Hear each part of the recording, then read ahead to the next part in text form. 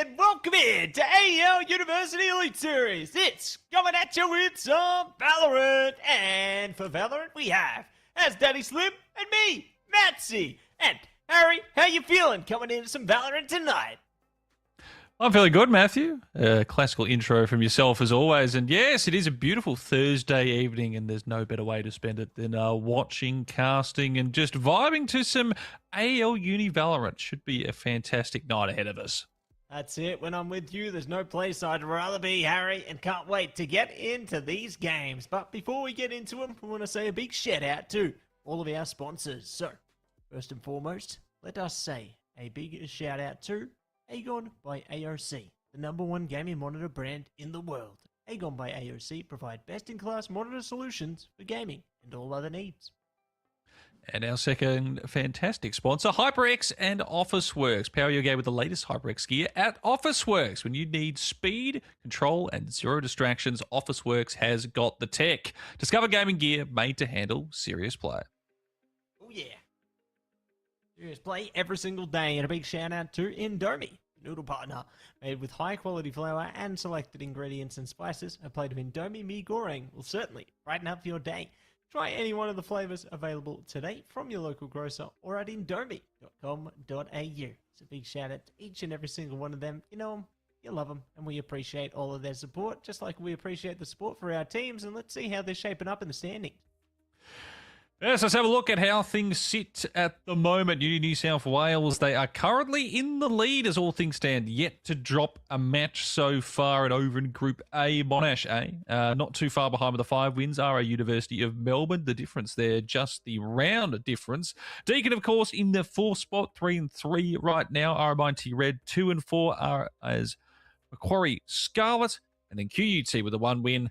Unfortunately, Adelaide Uni, Matthew, they're still yet to register one, but perhaps tonight is the night. Yeah, tonight could be the night, and it could be happening again. So great stuff shaping up in Group A there. They've definitely had some solid results across them. Very curious how things are going to be on the other side of the pitch as well. As we jump into Group B now, RMIT going to be on top of that one. A clean slate thus far. Macquarie Onyx right there behind them though, Harry. Yes, the 5 wins for them, those two. It is sort of first and second away from everyone else, because then between 3rd and 7th, it is all just grouped up. 3 wins for UCS Swinburne and the Griffith Uni Goblins, then UQ and Monash LSL with 2 wins there. And then University of Sydney, quite like Adelaide Uni, yet to register their first win. Again, perhaps tonight's third night. They've been trying, they've been attempting. We'll see if that all comes together. But that is our Group A and Group B standings currently.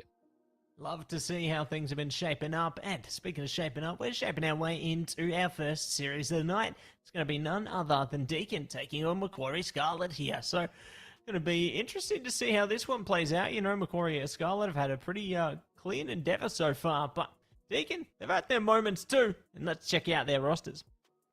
Yes, for Deakin, we have Glitch, Inertia, Loki, Mutz, and Kaz. Meanwhile, from Macquarie Scar, it is Mirror, Red Sponge, Roki, Prismo, and Cash.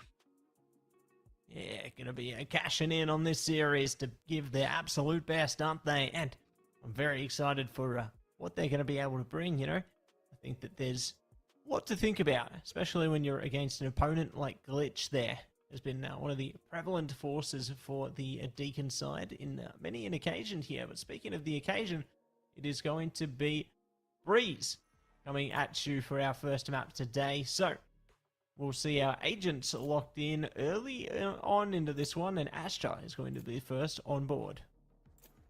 Yeah, don't mind the Astra pick. I think, especially on Breeze, having that wall ultimate, and again, just the smokes in general is definitely the setup you want there. Deacon starting on the defensive side, so we might see them lean into a bit more of that, but it could be the double duelist. I mean, Mutz goes for the Neon. You're looking at possibly Loki going in towards that Viper side, Glitch and the Sova, who can be incredibly strong here as well. They've got to lock that one in.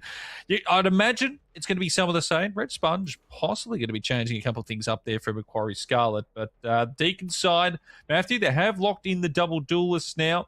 Loki, the last one to go for there. Cash, in the meantime, has gone for the Sova as well. Prismo and Red Sponge, so just a couple more to come through. Mirror looks towards that Harbour. But the Astra for Loki. And that means Loki will just wait, most likely, the Viper pick. But how are we feeling with these selections here? feeling good. Good vibes all round, I reckon. I think it's interesting to see the diverse split that's coming through from Macquarie onto this one, but I mean, it goes to show the confidence that's coming through there. As you can see again, everybody, we are going to breeze. We're going to be breezing into this one momentarily here, but it's great that both teams have been able to hastily break their way through the agent selection there. You know, they know what they came in to do. They mean business. They're going to stand on that into this first series of the night.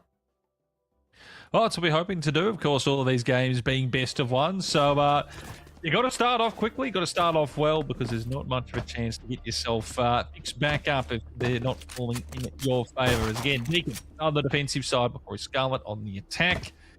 Loadouts coming through. And Deacon, they have gone very heavy on the investment of Sheriffs there. You can see one from Kaz just going back to switch around. But looking like they're going to be trying to find some headshots. So Corey Scarlett will be starting this one.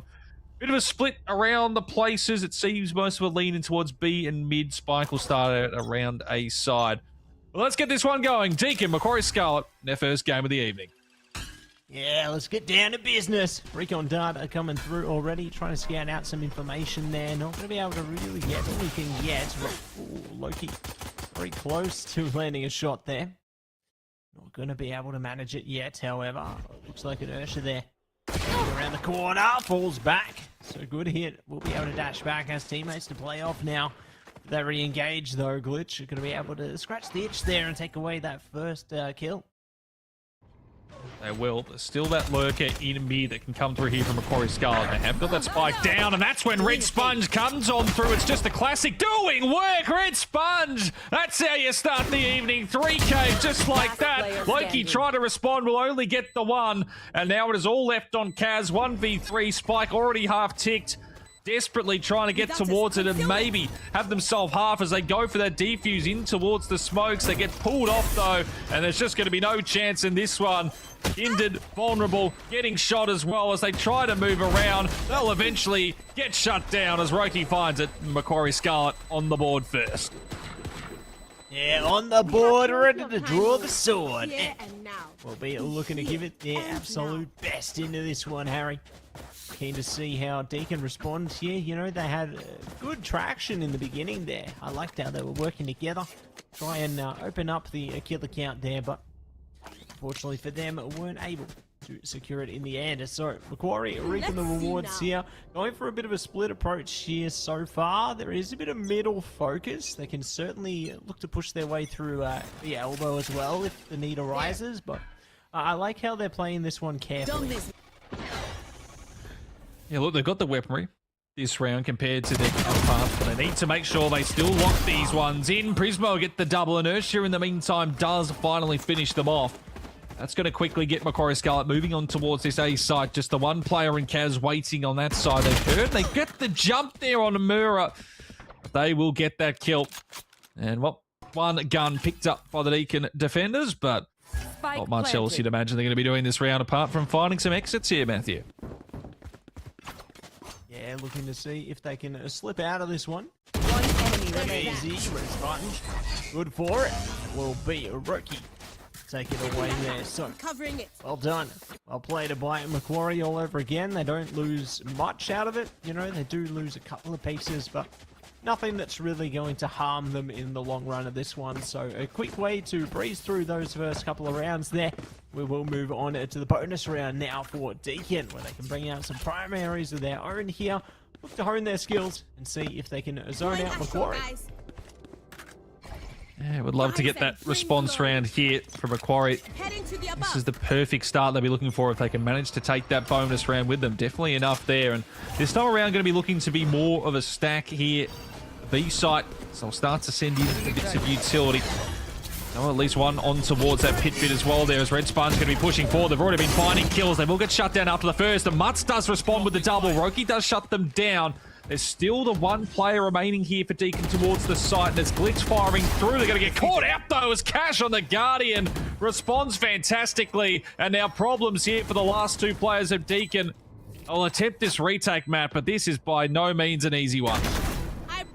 No means at all. As it will start strong. Cash going to be able to break it back, though. Ooh, looking forward. And Inertia flees past it and will be able to Take it down to 1, but Macquarie get it done. And Mira saves the day there, and it's a 3-0 start. But Deacon got a hell of a lot closer into that one. Yeah, and it's problems early for Deacon. Unfortunately, though, the fact they lose that round, the buy into this is going to be not too much to speak of. Mutts might go for that hero vandal, if anything. You'd imagine maybe if they're thinking of trying to keep the credits together, you'd stick towards just a couple of upgraded pistols. That's what they're going to go back to eventually. And for Macquarie Scarlet, credits building up nicely. You've got vandals out across the air everywhere. Still, these are the rounds. You just got to be careful. These sheriffs, there's even a stinger out as well, can definitely do the damage. And Deacon desperately trying to find something. Macquarie Scarlet just trying to keep things rolling as they have been. Yeah, getting ahead, rolling. They pull ahead of this one. Letting it out for the moment, though. Looking to play around their utility there. Glitch, tapping around it. Inertia, good. The opening one, though. Comes around the corner. They're best to draw into it. Still got a bit more to do, though. Take it slow and steady. Prismo's good for 2. Making more. Mira opens the door, and that is Macquarie Scarlet. Not a flawless victory. They will take it away gracefully. Yeah, they got the opener there, Deacon. Inertia on that stinger, and I thought for a second maybe something works for them, but it was the weight there from Mira. Fantastic. Just heard the B rotations coming, let them run past. Comes out the perfect time. The easiest 2 kills that they could ever ask for. Prismo also picked up a double on the A side as Deacon. They'll get the buy back in, but this is the problem here, man. These best of ones, 4-0 lead early on. It's not easy to drag back in, so desperately looking to see if they can get their opener here. Alright, Scarlet, they're running in towards what is going to be this A stack here. Run their way forward, 1-for-1 to open the account onto this one. Making cover. Let's take it easy. Round in sight. Mira. Play into it. Roki going to be the one to lay claim to many a kill, though. One more standing. Cash will be able to lock it down. Loki now. Prismo has the right angle, maybe not the right timing, though. Loki could play around this, maybe use the information to their advantage. They might not even be aware of this because Prismo's just left a gaping wide gap in their defenses. Oh, they do turn back at the right time, though. That they do. I understand what Loki's going for there. They're trying to find that second person so they can get that double, try and get it into 1v1, but Macquarie Scarlet just not really playing near each other, separated. Eventually, Prismo turns back around. And for Macquarie, that is 5 on the trot, looking the goods here. It's been a few ultimates into that one. Even so, still 3 to go here. Deacon have 3 on the board themselves, and you might see Inertia, I should say, and possibly Mutts on that Neon. Pop theirs, considering the rifles aren't there. You can already hear the Blade Storm coming out. They need to find something here, as again, this time it's a quick play onto the B, but this is actually a bit of a fake. Yeah, just looking to bait out a bit of information here while they run it back over towards the A side instead. So there might be a bit of adaptation, though. You can see that one of the defenders is slowly creeping through. Kaz at the ready here.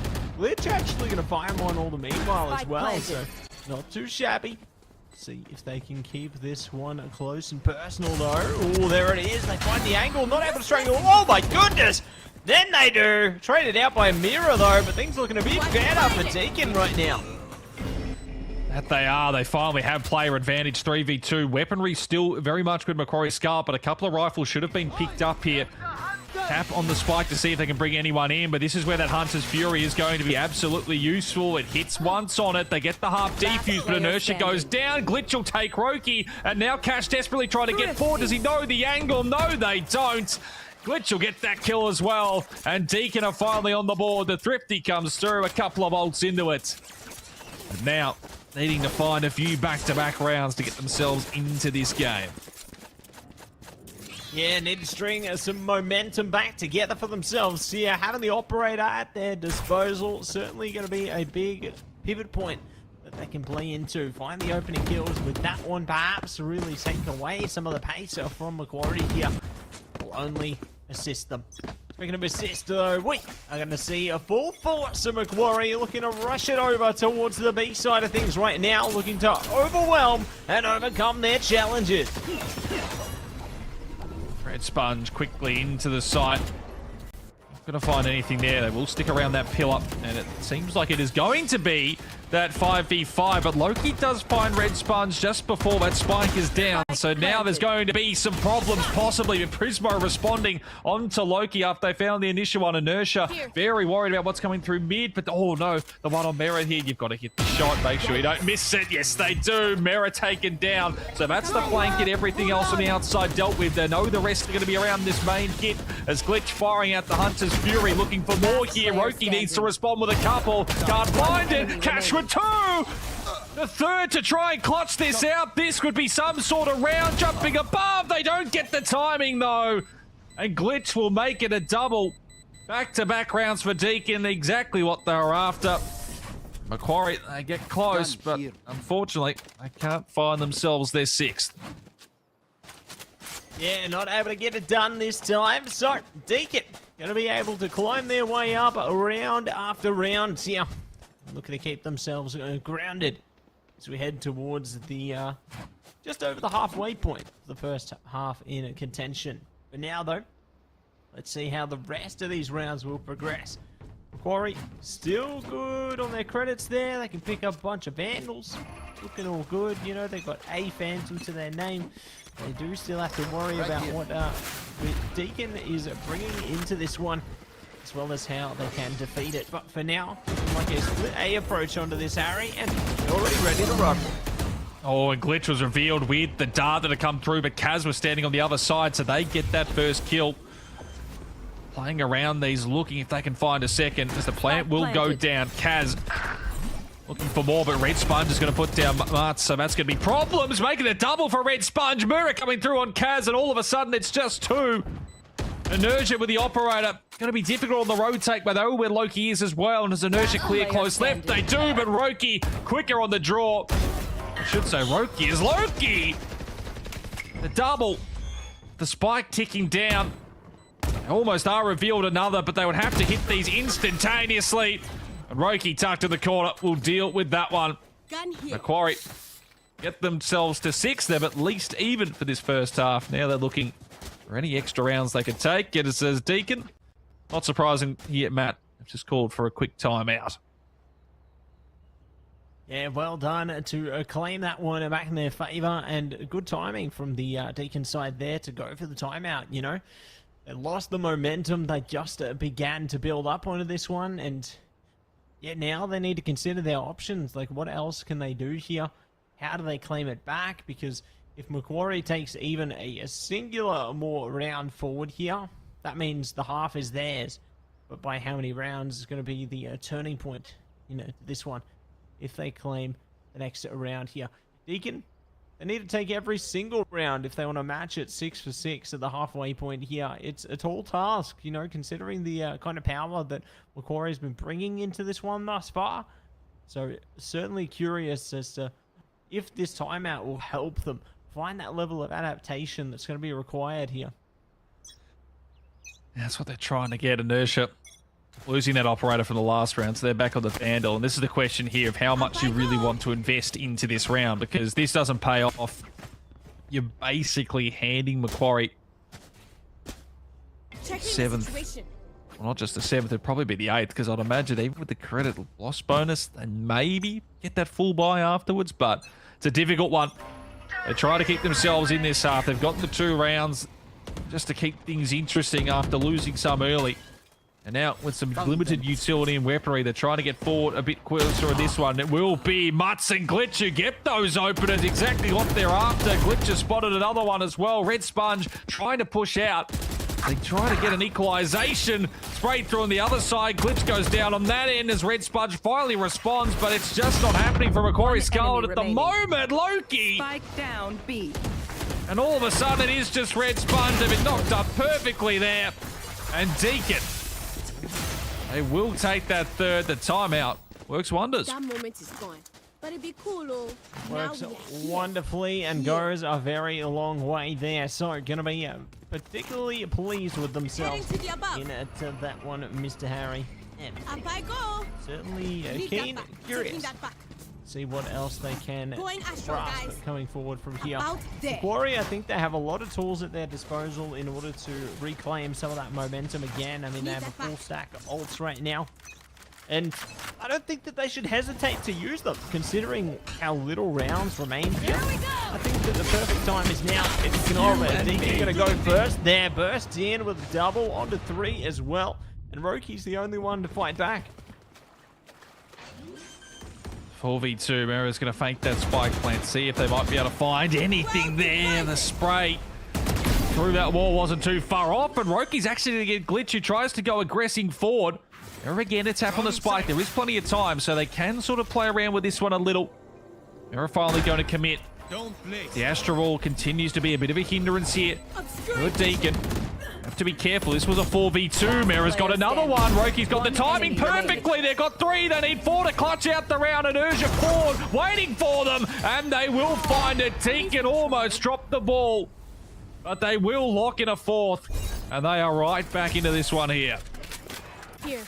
Yeah, ramped up and good to go. They flow it together to take it to a 2-round difference now. And will they be able to continue fighting into this one? Let's find out as it comes down to 2 more rounds here. Macquarie's economy in the trash. All they got are pistols.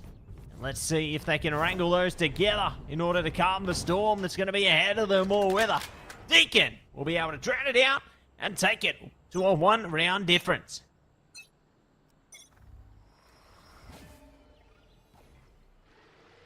Stack from Macquarie Scarlet. And to be read in a little here. This round, of course, when you've only got the Sheriffs, better to go with the numbers. Who's going to be lurking back towards mid, so a possibility they could find something there. Harbour Wall should allow the spike plant at the very least.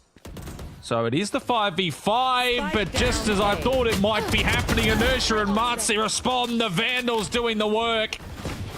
Spike stuck out in the open. Mirrors come through, but they are just a bit too late. Red Sponge will find 1, but that's all. Macquarie will find Deacon up to 5 as we enter the last round of the first half. Last round in the half.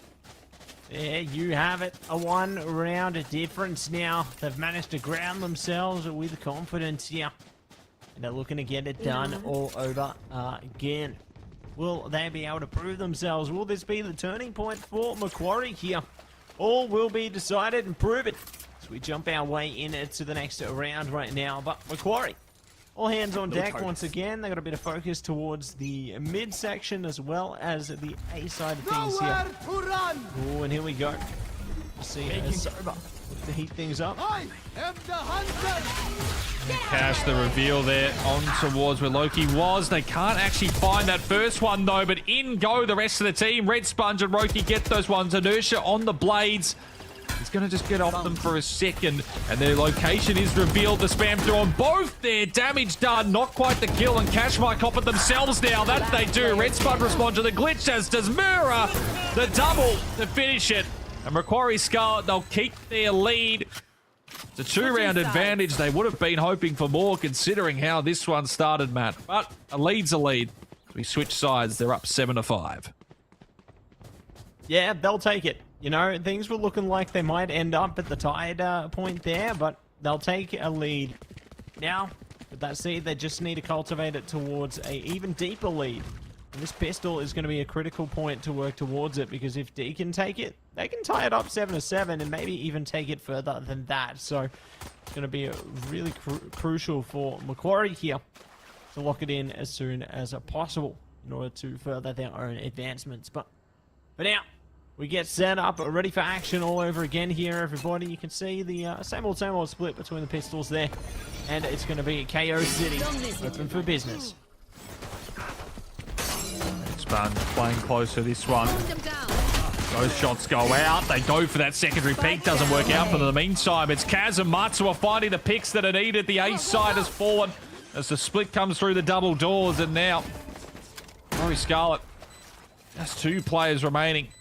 With a whole lot of work to do. Split up as well. And they're about to possibly find out from the back there. Roki does actually find the first. So an opportunity down to 50 HP though.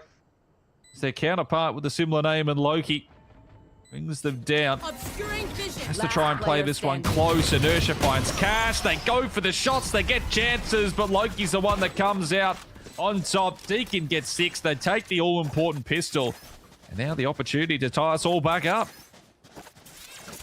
All tied up and ready for action. Let's see if they can get some deeper traction onto this one.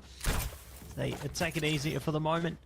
Deacon are good to pick up some of their weapons onto this. Macquarie more disciplined, not committing anything. Maybe the sheriff there. Maybe that's about all they bring. So, Red Sponge looking to expunge their enemies' efforts, but Deacon are going to be able to just storm their way straight through on the express line towards B here. Look to break in nice and quickly.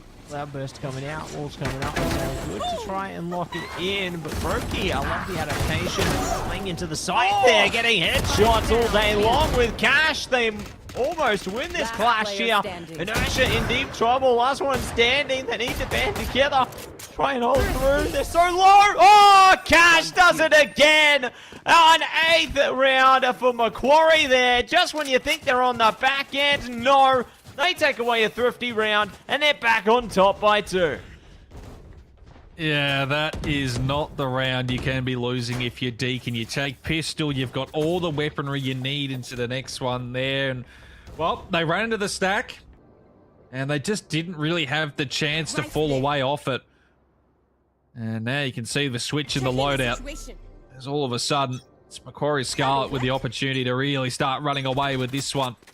As they've got the weaponry.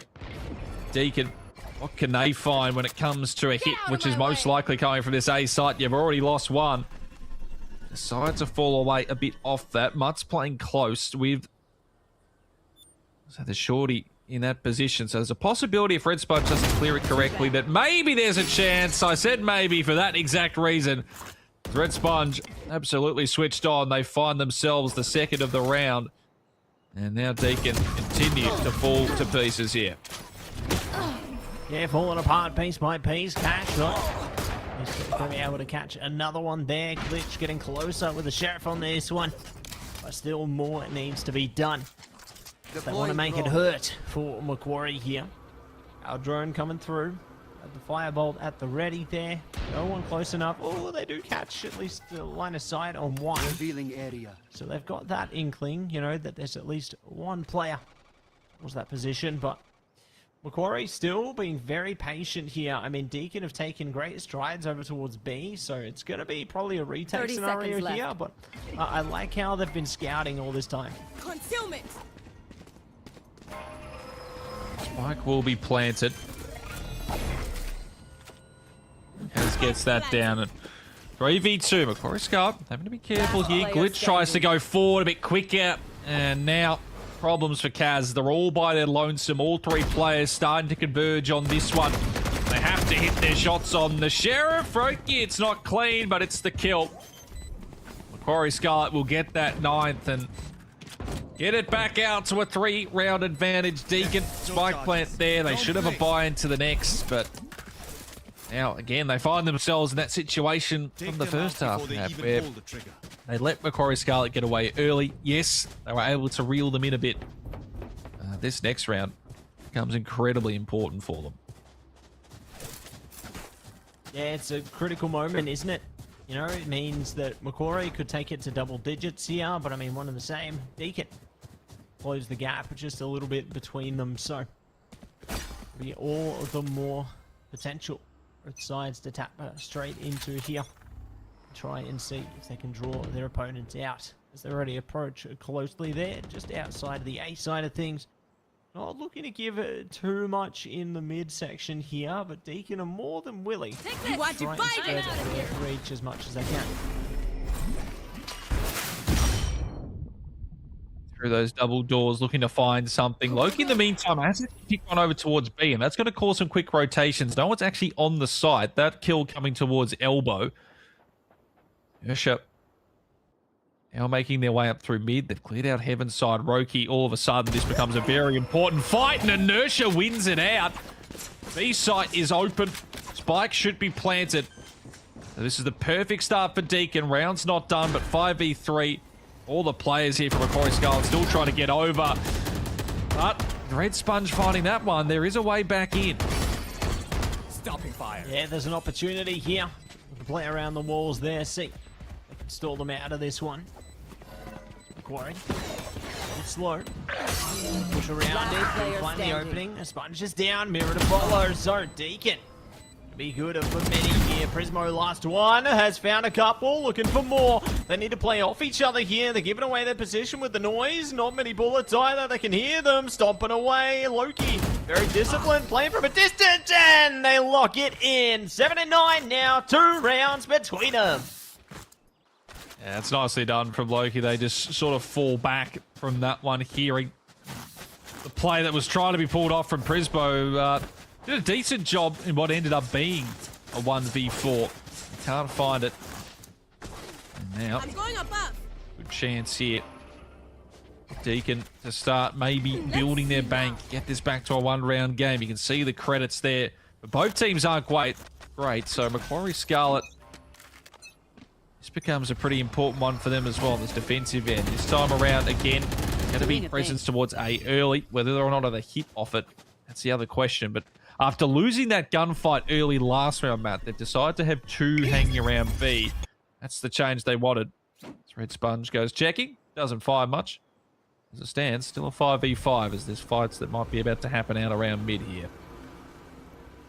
Yeah, our drone trying to zone through a bit of information as well. Certainly can catch them off guard. You know, Prismo, first one down. Mirror, whoa, pretty close as well. But they will deliver on both sides. So 1 for 1 to open up the account there. Red Sponge going to be able to push ahead with cash as well. So Macquarie, good for it at the moment. Deacon in a bit of a struggle here. Last 2 grouping up towards this B main entrance, but Roki's here for it this time.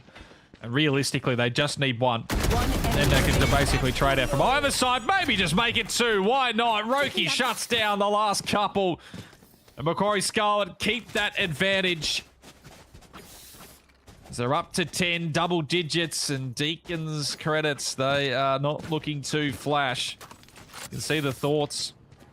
And Loki's got enough for that Guardian, but everyone else, they're going to be sticking with just a couple of upgraded pistols, if anything. Kaz has the ultimate. That is all currently. So, great chance here for the Macquarie squad to get themselves at 11th. They're just a few rounds away from locking this one up. And Deacon, they have to be almost flawless from here on out. Yeah, it's make or break in pretty much every single endeavor, right? Like, they can't afford to slip up. They have to force into it, even if their economy might end up in tatters.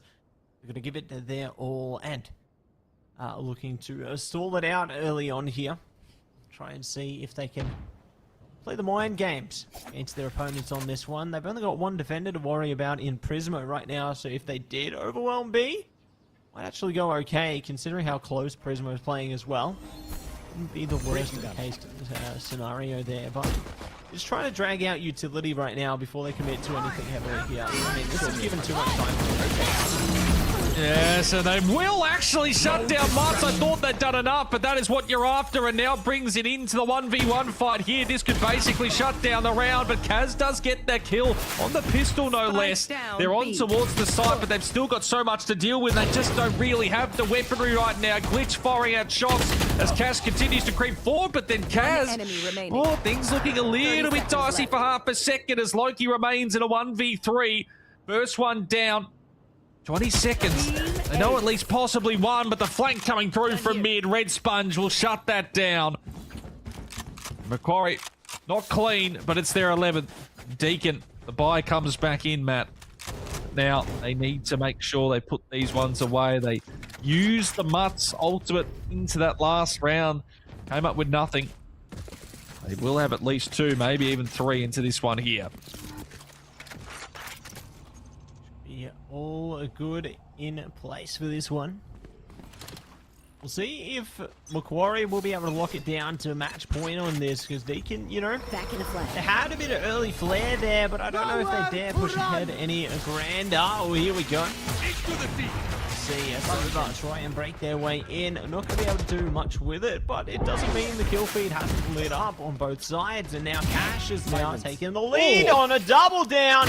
Looking for more around the corner. Loki will be able to deliver them some justice. So, 2v3 situation right now. Glitch and might divide it up. No, Spike one down more A. player last standing is Loki. Will they take down Roki? They will. And more blood spilling all over. Prismo takes advantage of their kit, locks it in, and that's 12. Delve into this one, Harry. Match Macquarie are on the edge of glory. I need a gun. 5 map and match Thank you. points as Deacon. I mean, full credit to Loki. The fact they managed to make something out of that one. Unfortunately, they just cannot close it out. And now they have issues here at the Deacon team. They'll buy what they can. 5 in a row needed just to force overtime in this opening best of 1. And Macquarie have the numbers ready and waiting around this B side, because that is where this attack is. Looks like it wants to go, but it's already fallen pretty flat as Roki gets the opener. Yeah, good start from Macquarie there, but he's going to be traded on both sides of the coin here. Again, it's so many trades. We're in a market right now. Prismo Over there. trying their best to lock it down. A one player standing. Mutts taking it slow and steady. Prismo may have one opening here, and they get it into GG. Well played. Macquarie lock it down in their favor. Yeah, just one step ahead for most of that. Deacon, a decent comeback in the first half. They got to 7-5. They take the pistol. They're one away from equalising. They lose that follow-up round, and they never really recovered from that. Roki was fantastic for Macquarie. 24 kills in the end. A standout there for Deacon. Look, there were some solid contributions across the board. They just didn't really have that one big player. Inertia got up to 16 kills, but it was around about that same sort of kill-death mark ratio. And yeah, just a little step behind. Full credit to Macquarie. They did what they needed to do and recovered when it looked like they were going to be brought back in there. So they will take the victory this evening. Yeah, they'll take it gracefully. You know, they looked good on that one. Unfortunate for Deacon there, but hopefully their time will come. Just not this time. But for now, everybody, we are going to be looking to get things set up for the next part of our adventure. So stay tuned. We'll be back right after the break with more action.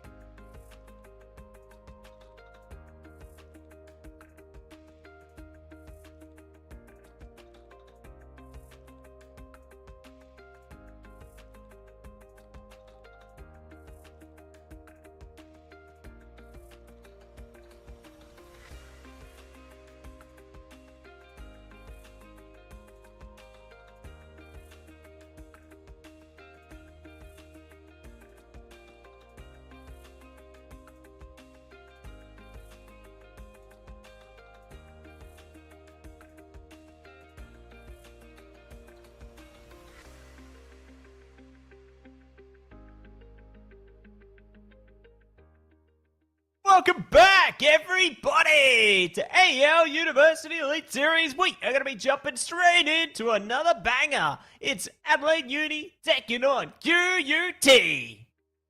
Yeah, two of the teams down towards the bottom of the table. Adelaide Uni, as we mentioned this evening, coming in yet to find their first win. Perhaps it will be their night for them as we have the rosters for you for Adelaide Uni. Frosty, Ants, Jaden, CYC, Knight, Jeff the Nick.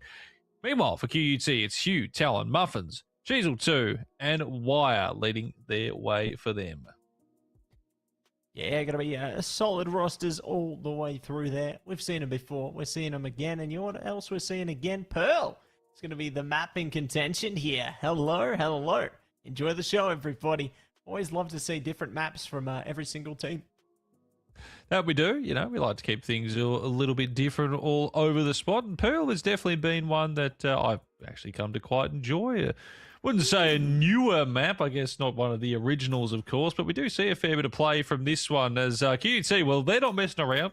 They want to get straight to this one. They're 5 already locked in. Adelaide Uni, they're taking a little bit more time here, Matthew, but they seem pretty set on what they want as well. Well, you know, Harry, pearls are normally shiny and new things are shiny, so maybe it's new in a way, isn't it?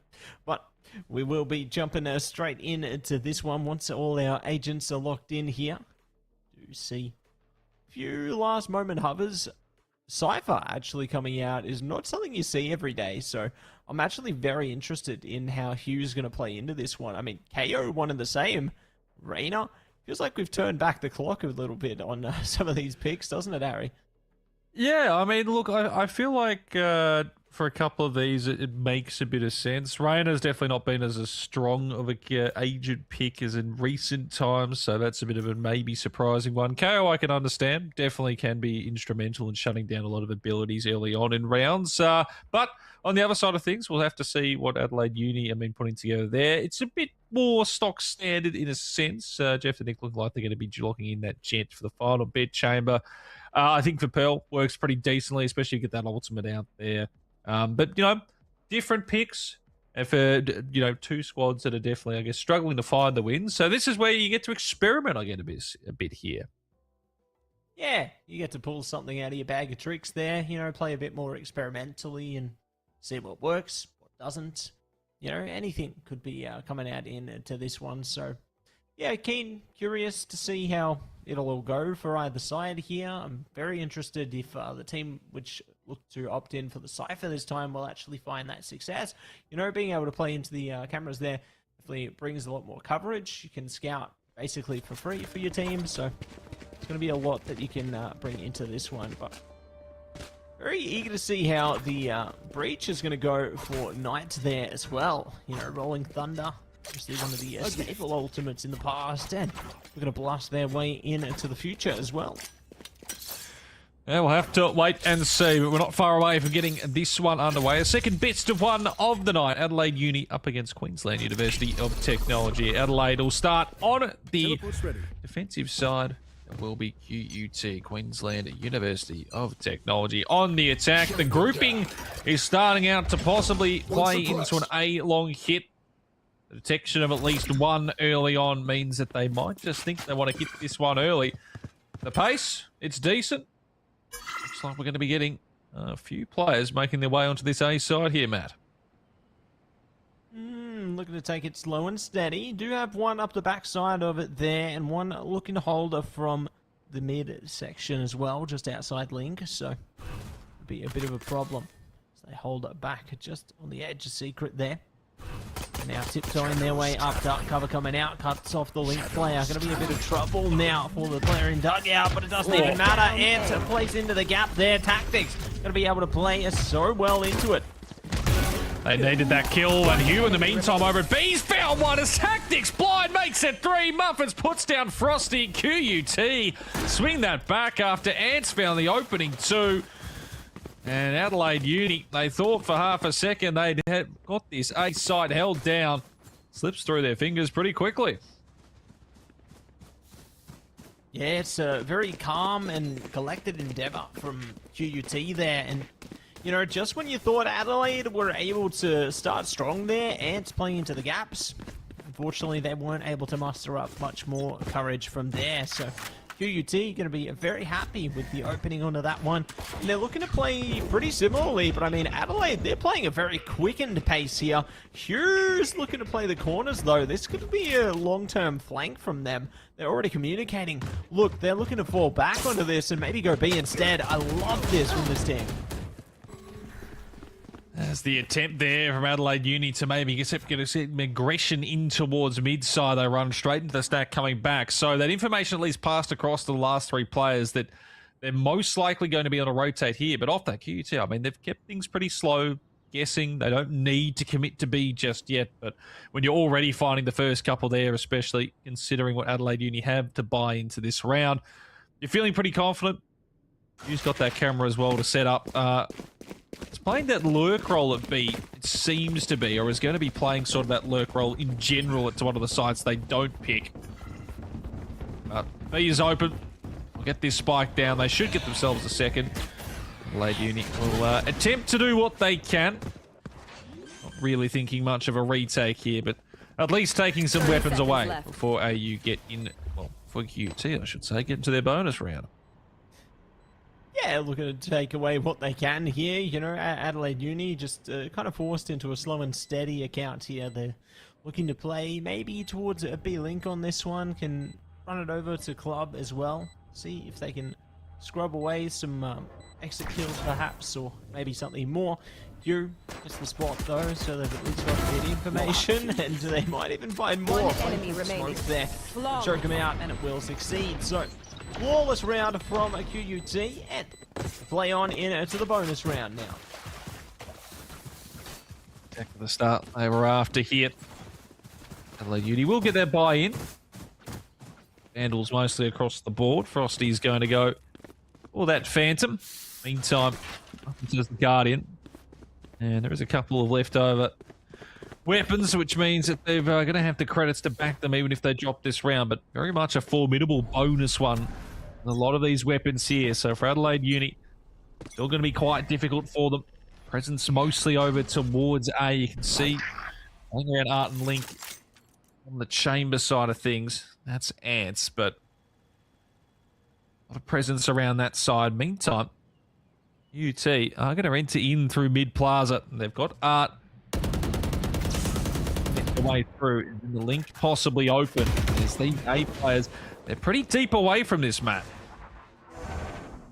Yeah, pretty deep away for now. Getting closer by the moment. Won't go down to the wire this time, you would imagine. Ants, good position. Into it. Oh, their aim seemingly getting away from them there. Maybe being repelled by mental fortitude, but it is going to be Frosty to try and play into this.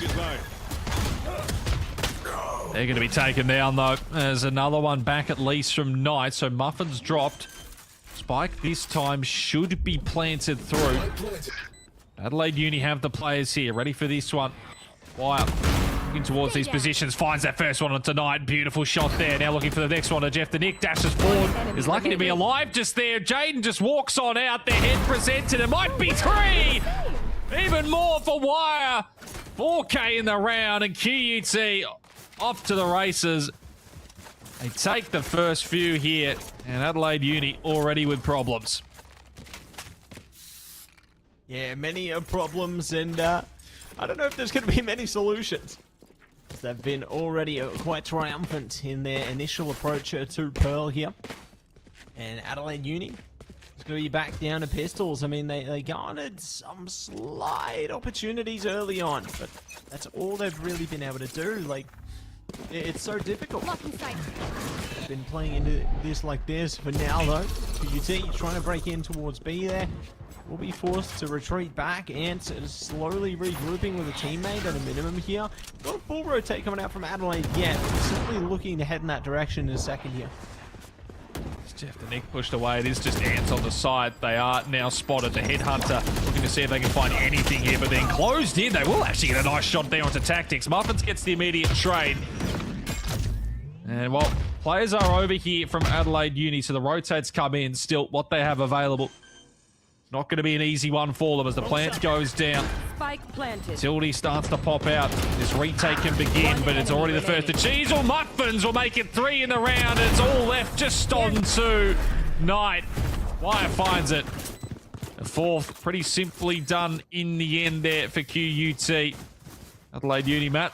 I'll come back in at the very least, but I'd like it's going pretty much the same way it went in our first map. One team just dominating early.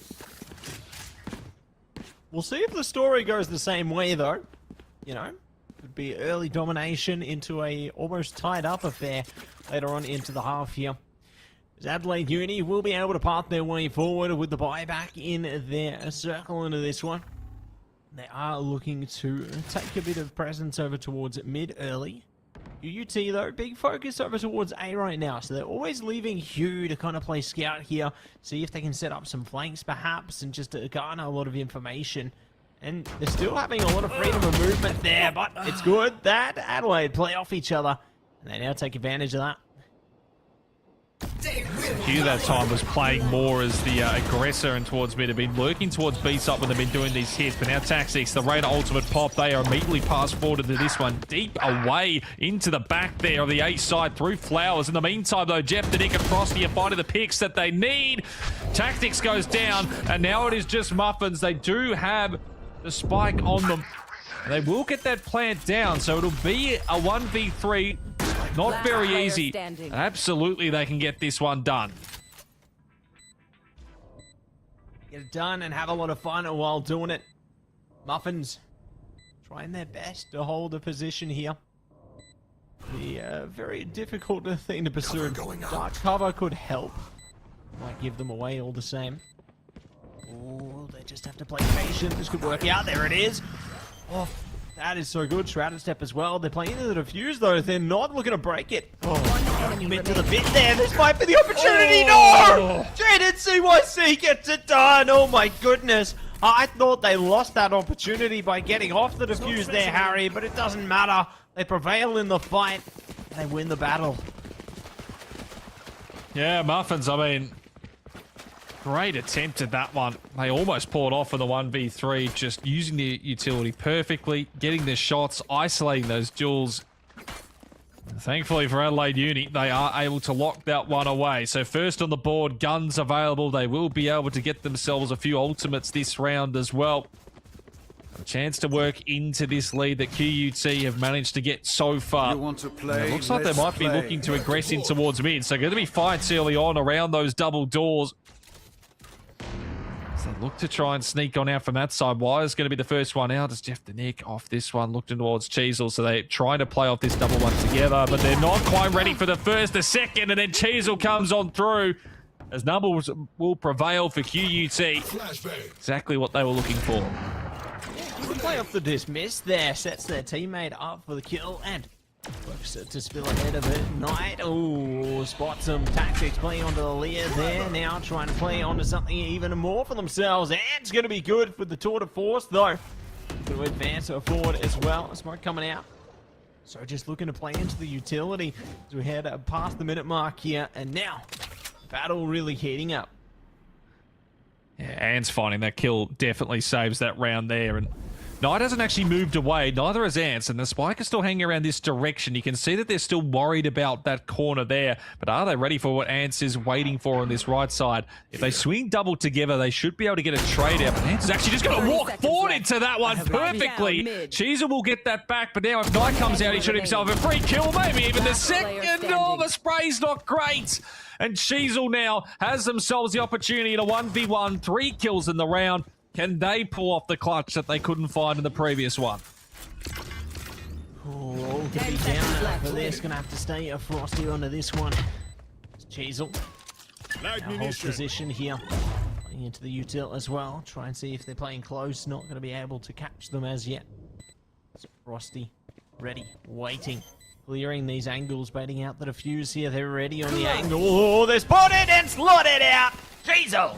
Take it away for number 5 and dive in for more. Yeah, they risk it for the half there on the defuse and the spike, and unfortunately doesn't pay off. They're off just a half second too late, unfortunately, Frosty. And it's Cheezel who clutches up. They're up to 7 kills. And QUT up to 5. And unfortunately, again, Adelaide Uni just don't have the weaponry in their loadouts for this round. You can see Going to be a couple of small upgrades here and there. There is a lot to try and work with. The good thing, at least, is if they do go to AEQT, there is the one player that has some sort of rifle waiting on the other side, man. Oh yeah, they're going to have more where that came from as well.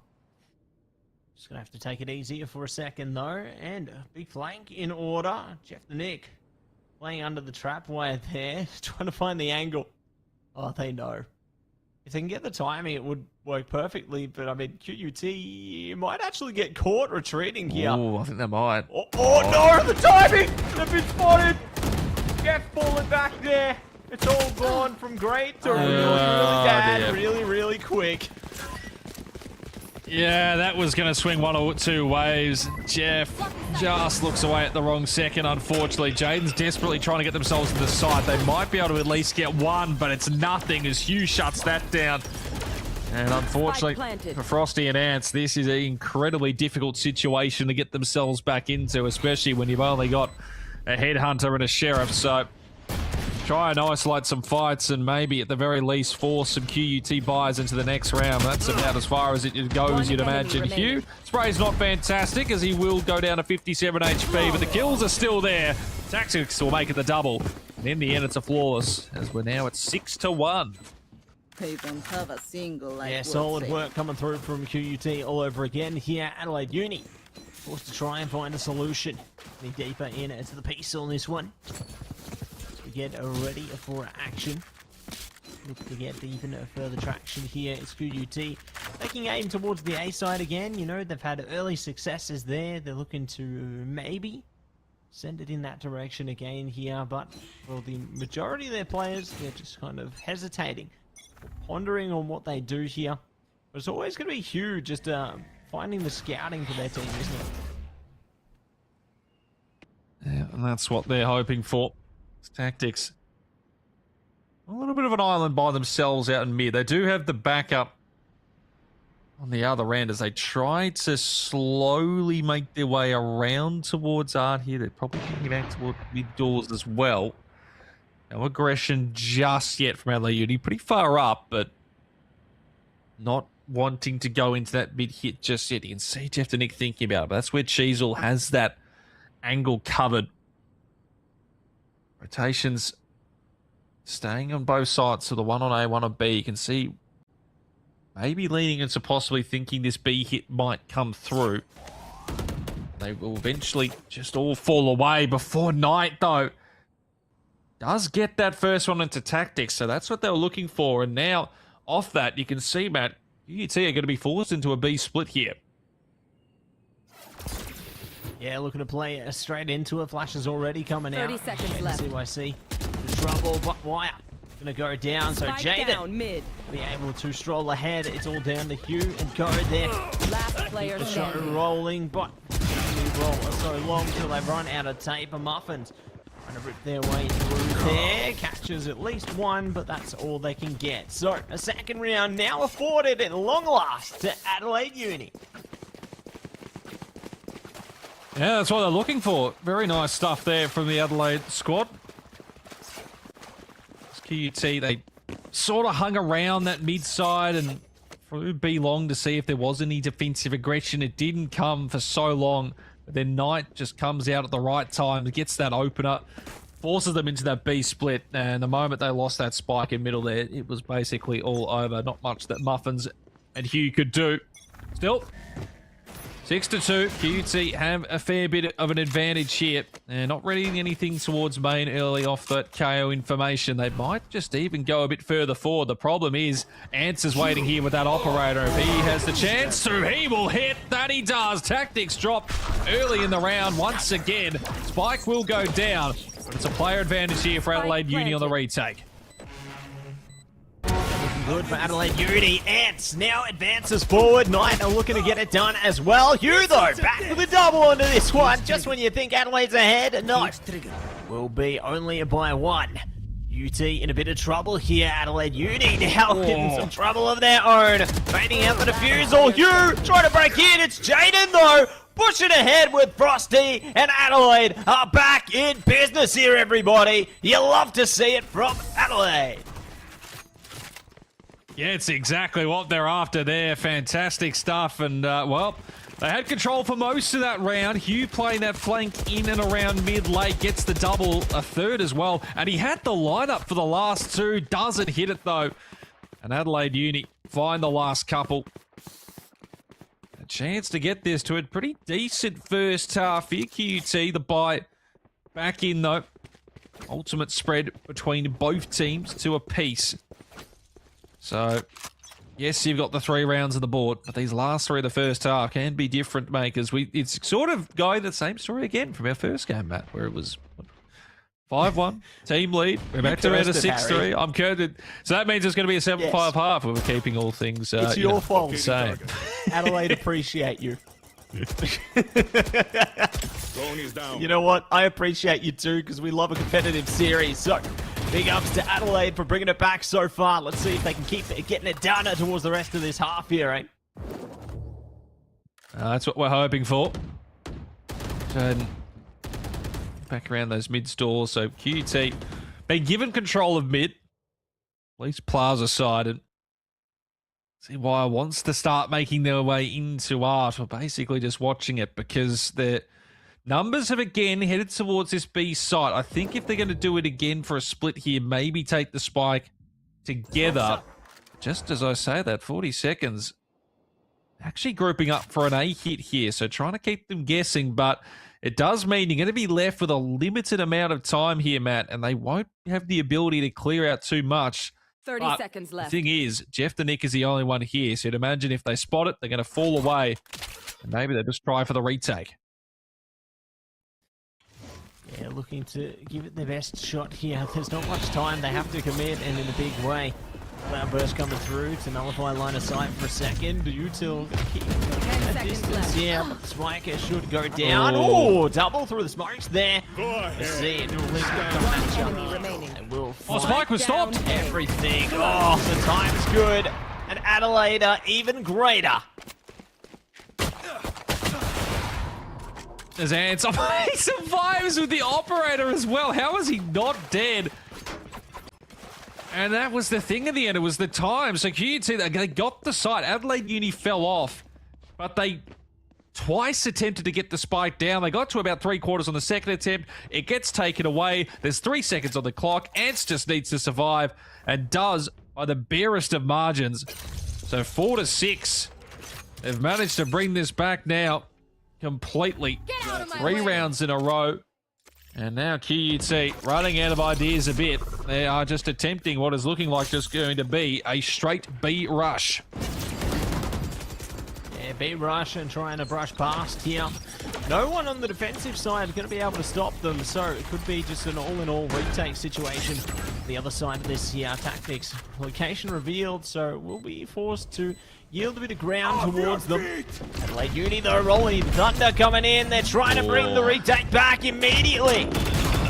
Rolling Thunder hit a couple, but they still have work to do here. AU and Hughes, the man to shut it down. Muffins chiming in as well, and all of a sudden it's just Dance. Managed to survive right last round. They need to do more than that as they desperately try to get themselves away. Not happening. Hugh with the triple, and QUT will get themselves to 7. Last round. So keep that gap of rounds. Come into the last round of the first half. It's been an entertaining one.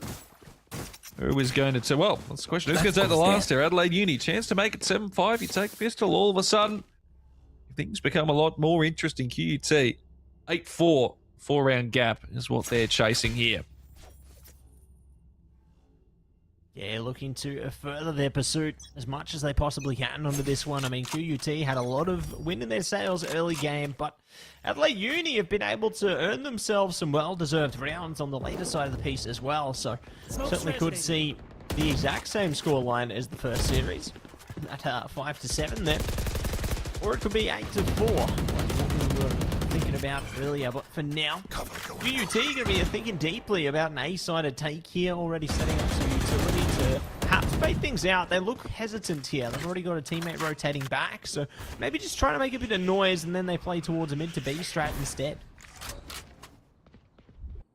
can see though, Adelaide Uni already, in fact, really already getting those rotations going across the other side. Switch one back towards A, and now this is the thing. You're sort of second guessing yourself. Yes, you want to protect through mid, but maybe you just want to get one of those other players to go towards B, because at this point it is just Frosty. The jump peak will reveal that information of what they're seeing towards B long, but now as they start to fall away, this fight in mid becomes also important there. Hugh will actually be shut down though, and slow. Wire probably gets that kill, but actually jumped down away from it. As Cheezel gets rid of Frosty, so that is that defender inside, take it out, and Jaden spammed down through the smoke. Not what they were after. And it's a 4v3 on the retake now. Yeah, QUT with the advantage at the moment, and now further. Good job from Wire. Tactics, one and the same. Jeff goes down. It's all up to Ants now. Ready to try and give it their best here. Pressed against the wall. They fall. Cheezel, good for it. And it's going to be 4-8 in favor of QUT. Switching sides. Last 2 rounds of that first half, so they do open up that gap that they'd had for most of this game so far. Adelaide Uni been keeping tabs, but gonna have to try and take this pistol, otherwise things could get out of control pretty quickly here. On the switch side now, where they're on the attack. See what they can do. Jeff, the Nick, not the kills they were looking for in that first half, but now you get that jet. Bit more movement, and also the fact that QT, 2 duelist agents trying to play on the defense here, going to make things a little bit more difficult. It's be interesting to say how they play around that one. Seems to be a lot of presence on sides, leaving mid fairly open, at least early on in the round. Adelaide Uni are going to be getting themselves walking in towards this A site. Yeah, looking to take a bit out of QUT's playbook, it would seem. Going for the early presence on to the A side here.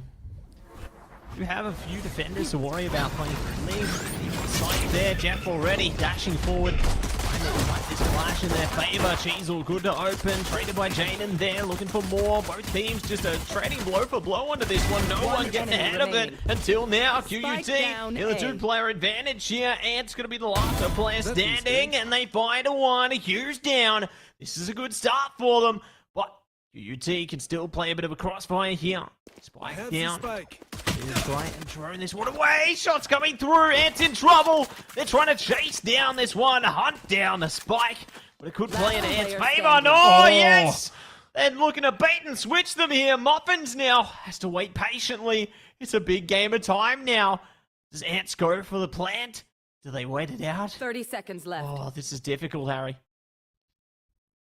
This is the question. Which side do you go to? Back towards A. This might be absolutely perfect from Ants. Muffins has gone through mid.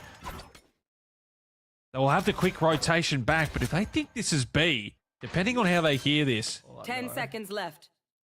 they will start Spike making their way planted. back. But Ants, how on earth have they managed to get themselves in this position? A 1v3 is what they're looking to try and close out and take pistol. Muffins pre-firing shots around the corner. That spike is well out in the open, and Omen smoke will help.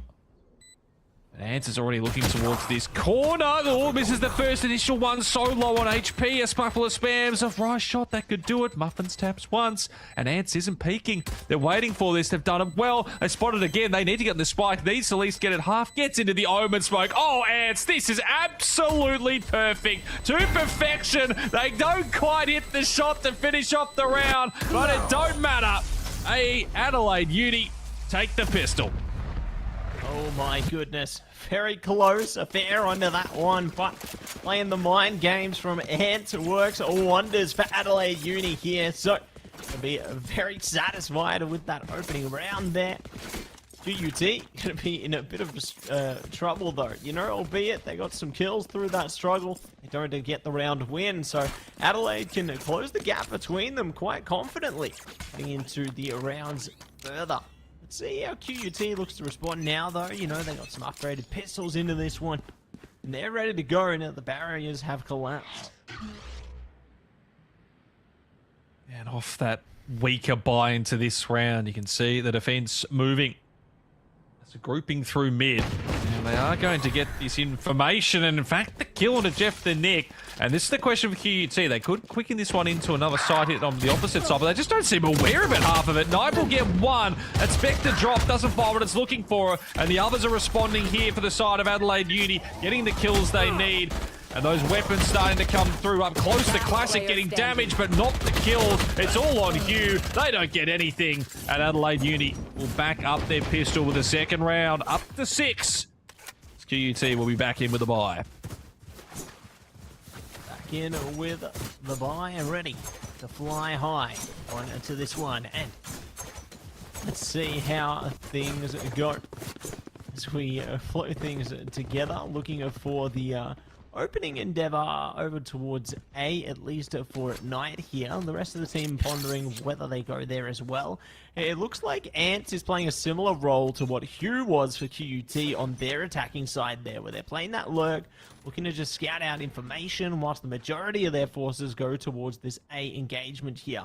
Hugh has a bit of utility between them, so I like how they're going aggressive to try and scout things out at first contact here, but they're going to have to retreat pretty quick. As the wire was there, the shots aren't hit though, and Hugh is very lucky to be alive. 19 HP. Plant will go down. Muffins forward. We'll get that kill to Jeff the Nick, who's not expecting that aggression so far forward. There could be more here as well, as they can't quite get the spray down they're after. Tactics in the meantime, though, has found themselves all they need. A 3K as Hugh shuts down Ants, who was coming back on the flank. Not this time around. Queensland University of Technology team responds. Cheezel gets the defuse done. Or do they? Or do they? Well, who wants it? I mean... I think they're spending a bit of time to dance. Oh, just picking. You know, someone's got to build up the ultimate. Cheezel decides it's him in the end.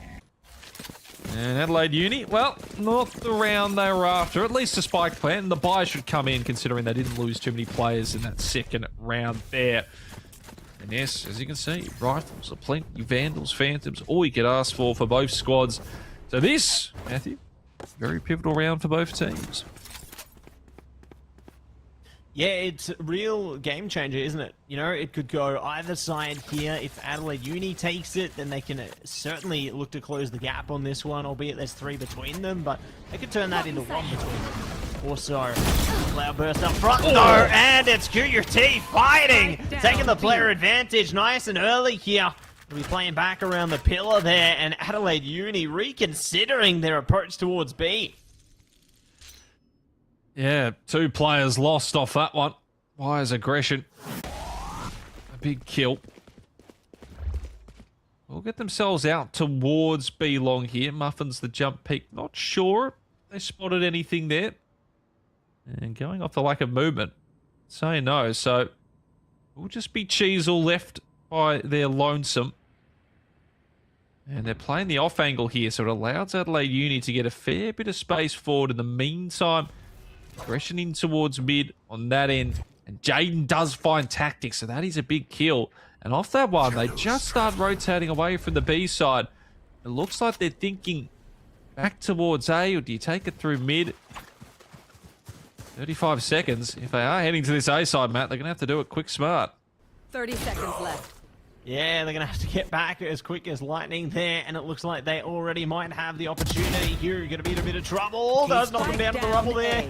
The gate coming out. Oh, goodness, they need their teammate big time here. What if they might not need anything? Pistols out. Without a doubt, they're trying to drag him out of the round. 10 seconds to go. KO! It's all on you! It has to commit to the plan here! Use the utility! Let's see if it goes, it will! Ants now, ready! Spotted Cheezel there! It's make or break, and Cheezel gets it done! Well done to Ants for getting the spike down, but QUT will push ahead in the end! Yeah, well played from Cheezel, holds their nerve. Ants goes for that second repeat and is dealt with.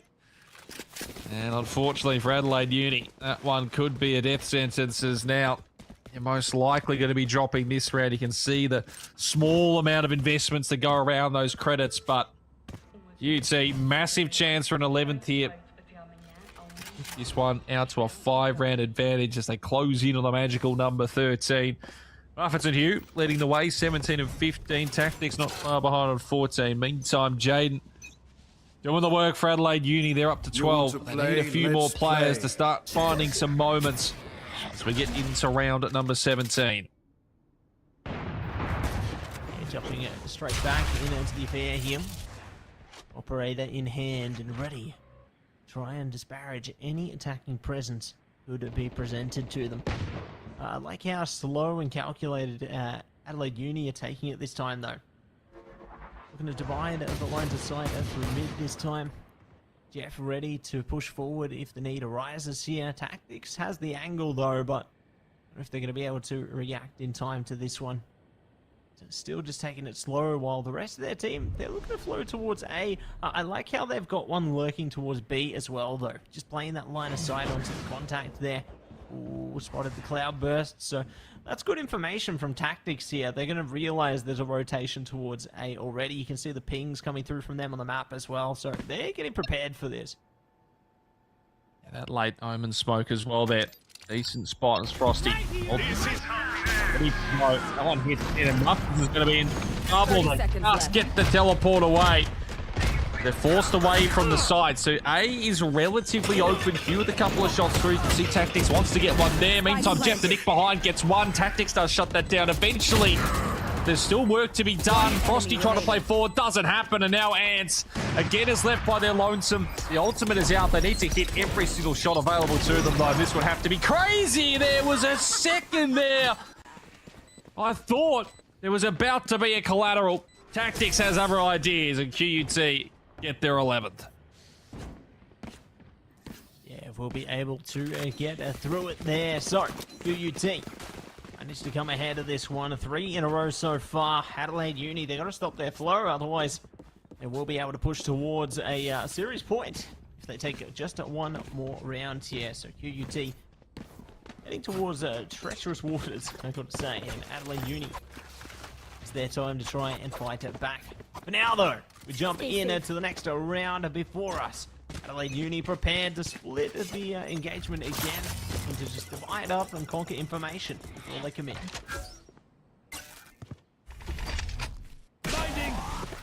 Camera taken away early as Knight's position was revealed there. Jeff the Nick was actually just snuck through mid here pretty nicely. Tactics does get Frosty. Jeff the Nick has themselves a really solid spot here, and they've got absolutely no idea. Tactics dropped. Shadows traveling. And now the question is, do you continue into this A hit, or do you try and play with the numbers to go back somewhere else? But Jeff the Nick tries to get aggressive. It doesn't work. It's dropping a couple of those wires there from Hugh. All 3 players waiting on the other side.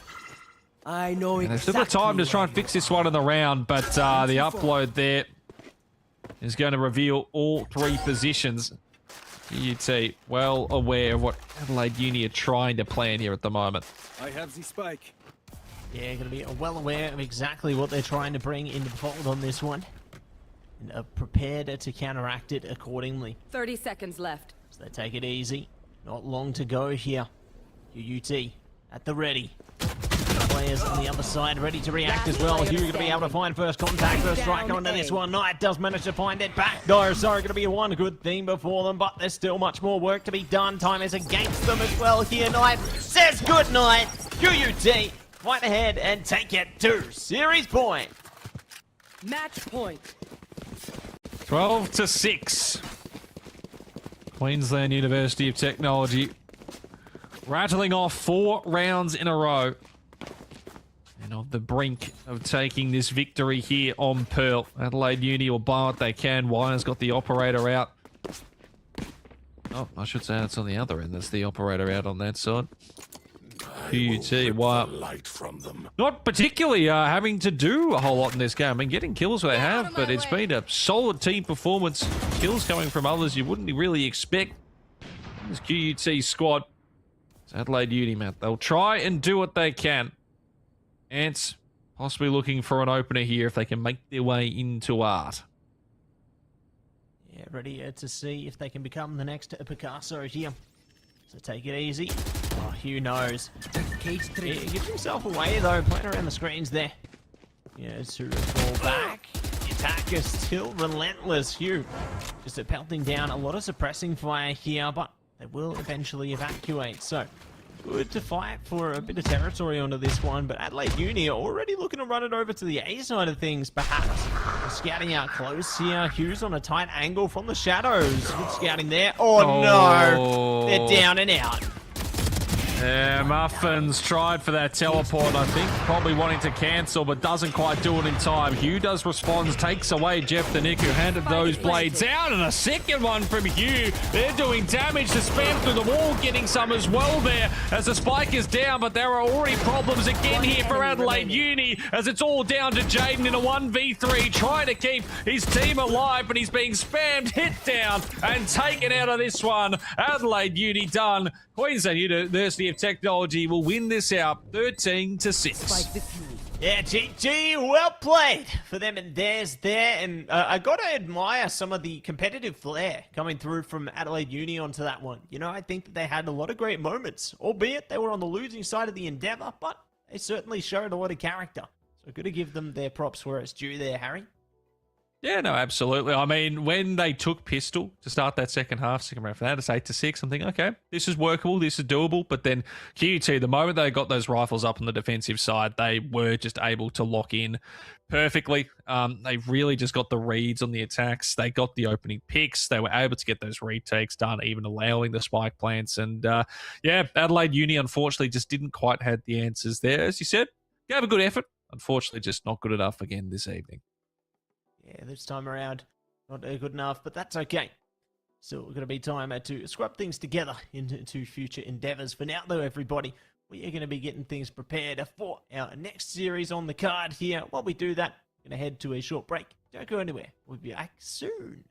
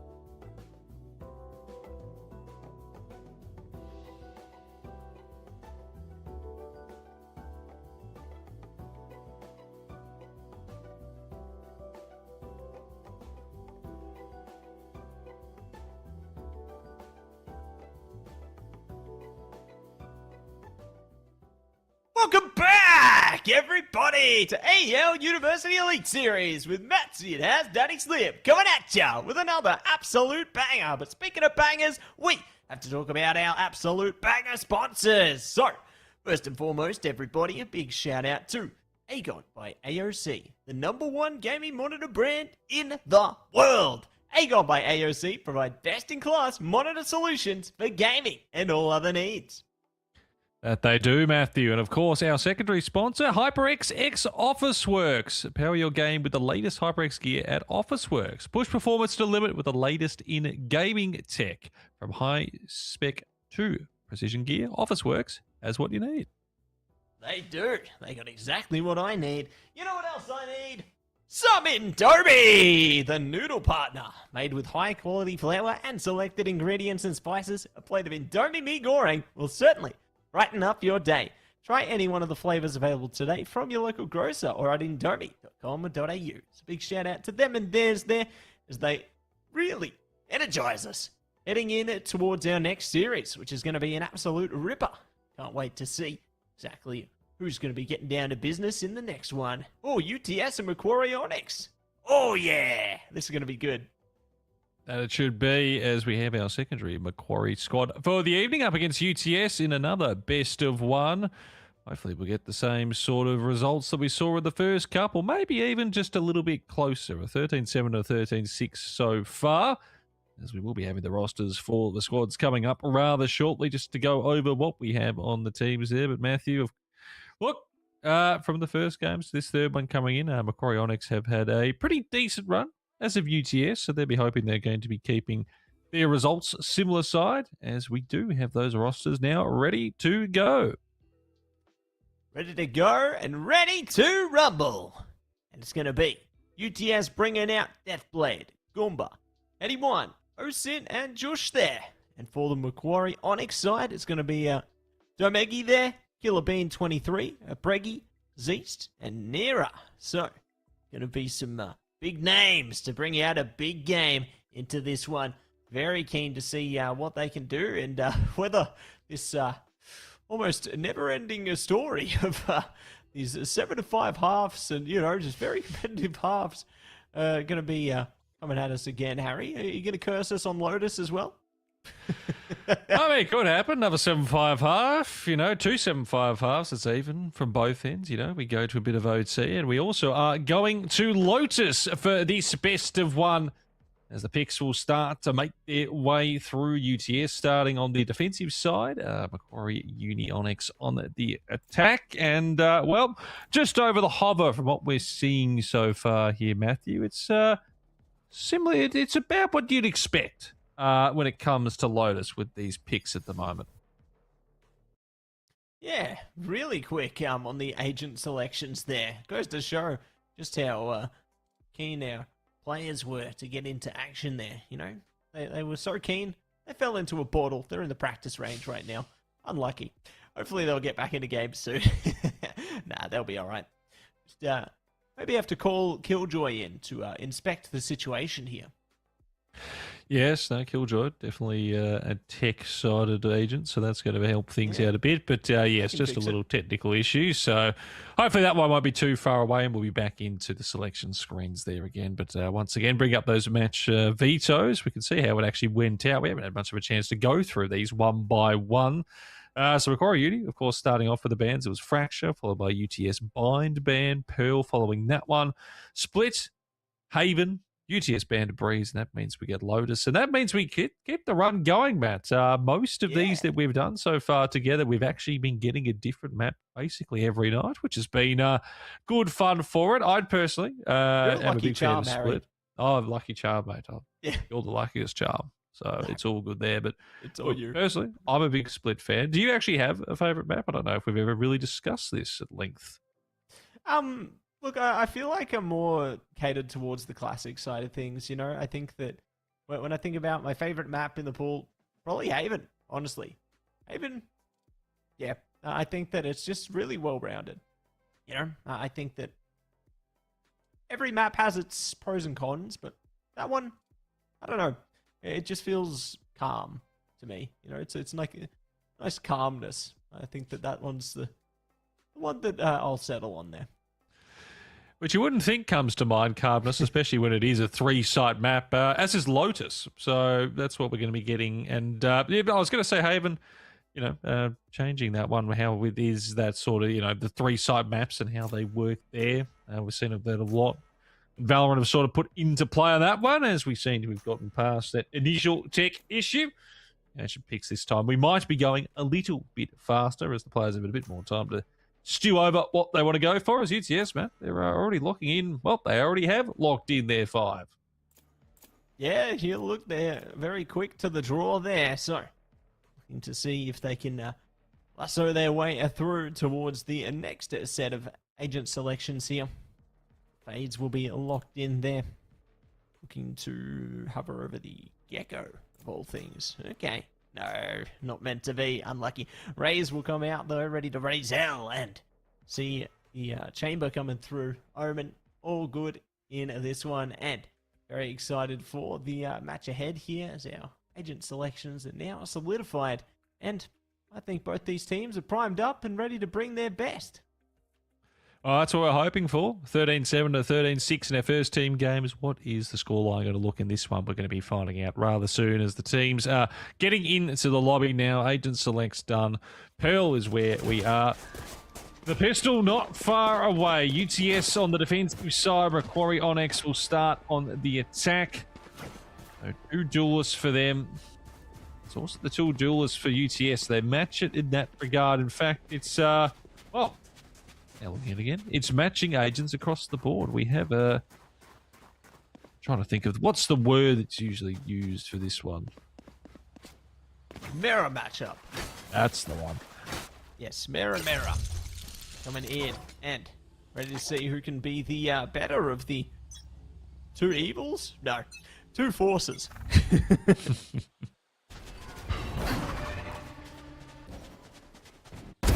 Au revoir. As well.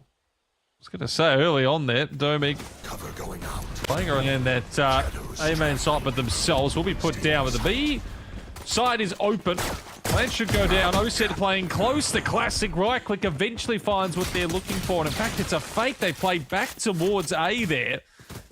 So we're running around all over the spot here for Macquarie Onyx. Spike will go down. They are going to be short a player off it. It's still a good opportunity for this one if they want to get this 4v3 done. I mean, they're not going to go run to the C side now, are they?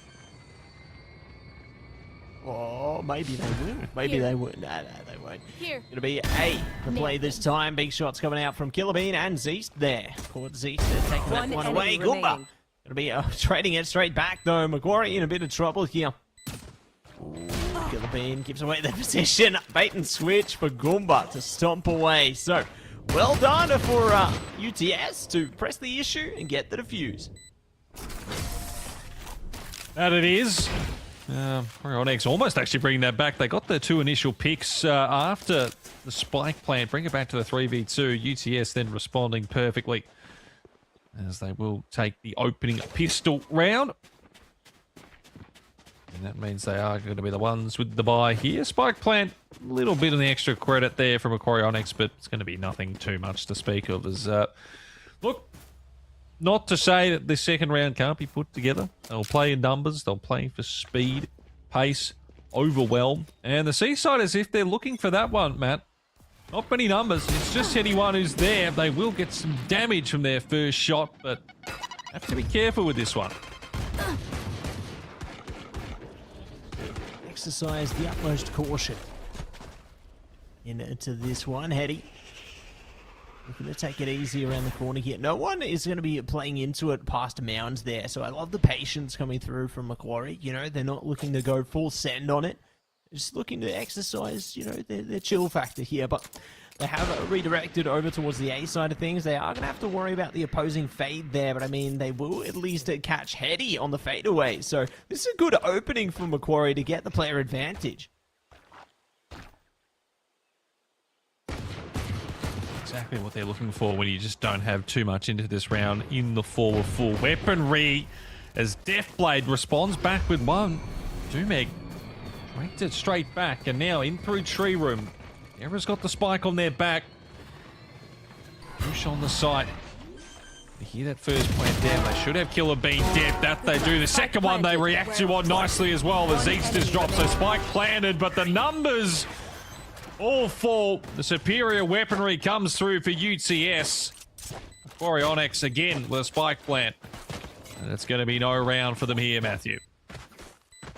Yeah, no round this time. I enjoyed the initial flare when they managed to find the opening kill onto this one, but unfortunately weren't able to do much more from that portion here. So, going to be looking to propel ourselves into the bonus round now. It's time for Macquarie to lock back in here and ready to give it their absolute best onto this one.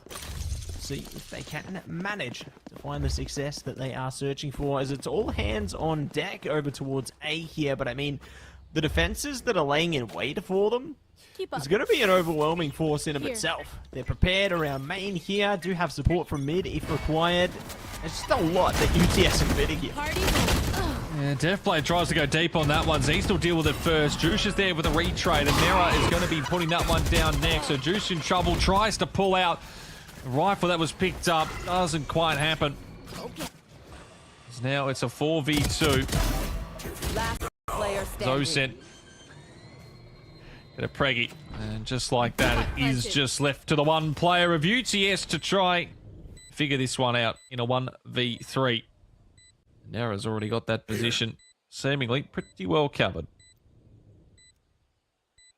Yeah, it's going to be pretty well covered onto this one, so they're going to be A-OK. They know where they're coming from.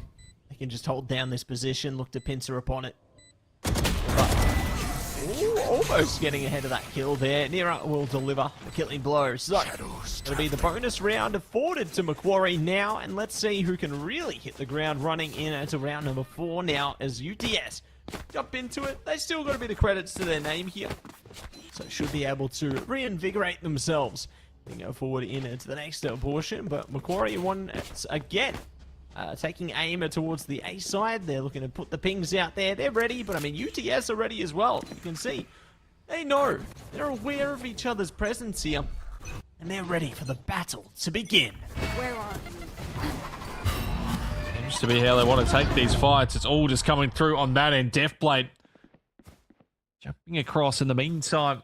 Both jets for UTS and Macquarie fall. And off that, Macquarie are going to fall away from the A side. A little bit of presence kept around there. It's back towards attacker sport. Hasn't been too much movement out of UTS. Deathblade's going to get on a rotate. Cover going Likely thinking about C, but with that bit of utility making its way to the B site. Will join Osint. It's Macquarie creeping forward. The Spike's still back in spawn, so at this point I think it's more just looking to see if they can bait out any utility. Maybe just find an extra kill to get this to a 4v3. Yeah, more the better onto this one, especially with the time now dwindling very, very quickly. More edges you can get, the further you can engage. But for now, Macquarie is still playing a more split approach here. Might catch them trying to rotate through. They found Josh at least. Good trade from Osint there, but it happens again. So Macquarie going to be able to play into the player advantage here. Are going to be aiming for that spike plan. Will have some resistance though. Going to pace their way forward from the A-Link side of things here. Deathblade good to catch one off guard there. Now, looking for more. They are taking it slow though. I love how they exercise patience to wait for the regroup from their teammate. Yeah, that was the walkover all the way from C, so time has been lost, but Deathblade finding that first kill, bring into the 2v2. Drone, they're feeling out some information as Goomba swings. He gets the information, not quite the hit, and then you can see Deathblade trying to go further forward, not realizing that Zeist is playing close to the spike, thinking they're probably both in towards tree room and then going to swing off each other. Doesn't happen. Macquarie lock in 2 rounds in a row, and UTS off that, unfortunately. Going to find their credits in the bin. Some upgraded sheriffs are on the way for this round. Yeah, looking to take it easy on to that one. So Macquarie be in a solid position here. You want to Trying play? propel Let's themselves play. ahead. Tour de Force going to be activated. It's Zeist though. Feasting on the opening kill there with the Outlaw and Death Blade. Forcing it straight back. It's Zeist again. Finding kill after kill with this one. Precision is their game. And it is the regroup in towards C-Long for Macquarie. And Face it's a your decent fear. one. Light is completely open. Pop a couple of ultimates to make completely sure as Heady One tries to make their way through. Double door side doesn't work out. Osent Goomba, they find picks here and there, but it's not enough. Macquarie will take that one. ETS buy back into this round here. I mean, overall, I don't think you're too fussed considering the buy in there. Yes, you do use that chamber ultimate. Should be able to pick that up in the next few rounds anyway. So back to the rifles. Chance for UTS to respond as the gun rounds not yet going their way. And again, seems like early presence from Macquarie here, Matt, is going to be heading towards this A side. Yeah, they're ready to stumble their way into this one. See if they can gain some further grounds here. Already forced to use their utility just to get something. It's going to be a good start from Goomba. Find one through the smoke there, and we'll see if they can gain a bit of traction there with the bomb body. Not getting much from it, however, so UTS playing from a distance. Macquarie looking to close that gap. Ooh, giving away their position. Will be forced into the dash there, so Flash is getting closer and closer, and this one's going to heat up in a second. 81, you can see Nera trying to make their way through, catch them by surprise, but they're the one that's put down. Killer Bean and Preggy, though, responses immediately. A-side, there's still a few here. The showstopper's out, and Preggy's looking to see if they can find this one to put out. It's not there yet. Juice finds a double in the meantime. Make it 3! And Preggy will put them down, but it doesn't matter. Juice, the triple, holds down A perfectly, and UTS will tie it back up again. All tied up and ready to rumble. This is the change we desperately needed, Harry, and I am all for it. Love to see these teams going round for round at the moment, as we will be looking to press up on to the next part of the pursuit here, and boots hitting the ground over towards the mound. Macquarie looking to play it towards C mostly this time. Storm already going to be activated though, so they're ready to try and stumble their way forward and see if they can shut them down nice and quickly here. Zeist going to be covered off by the dark cover there. Oh, Deathblade a little bit too keen. Zeist will feast on that opening kill. Yeah, that's a risky play, especially if the seaside is open. You can see the rotations come off that, but very smartly, Macquarie, they don't go straight for it. They'll just stick around, back in towards defender spawn. Hold this for the time being. And then Heady One, if they go out and they're looking for more here, they're going straight in towards the angles, and then Preggy will put them down. So Macquarie, everything in their favour. Again, rotation stay around the C side. The spike in the meantime is already up, passing its way on A long, and there's just one UTS member there to try and stop it. But maybe this play in mid possibly brings them back into the round. No, it does not. Yeah. And it's gone. And it's not coming back. Maybe it will, but not yet. 30 seconds left. Still good on the defense for now, though. Miracle could be in order here. Josh is ready. Spray, Oh, no. spray! Oh, good for 2. 1v3. Osin, if they can get the timing here, this could be a magical moment. And they will find one. Fighting again. Paranoia coming out. Shrouded 10 step up seconds top there. 12 bullets and a dream. They have to commit to the plan here. They're going for it. Will succeed. Osin fights one back. The spike is down. Ready. 1 bullet. Surely not. Osin, they drop, and the timing's perfect from Killer Bean there. But oh my god, that was way too close for comfort, Harry. Oh dear, Macquarie, that should have never happened. That round of 5v2 almost collapses in front of them. But they do find it. They breathe a sigh of relief, but UTS, they kept that one close. Just not quite able to lock it away. Juice, the last 2 rounds, I mean, the 3K to shut down the play into the previous one. That round there, He almost does, well, almost gets another 3K, but he leaves it open for the possibility to come through. But now, not much to show in the, well, when it comes to the weapons. The death blades out from Heady One would like them to hit. They don't. Zeist and Killer Bean, the first two there. So not what UTS wanted. And even how they managed to make things close last rounds, Matthew, with what they've got here, I don't think it's going to be happening again. My ult is... Yeah, I have no doubt that will not be happening again. Unless they're just the most magical team we've ever seen. I don't know about that with the classics, you know what I'm saying? But they've got a sheriff. It's a bit better. You know, they've got 67 health on one of their players. And there's going to be no health anymore. Zeist says night-night. And we'll get the flawless round through for Macquarie. So nice and easy to keep things calm and collected into the round at number 8 there. But we move on into round 9.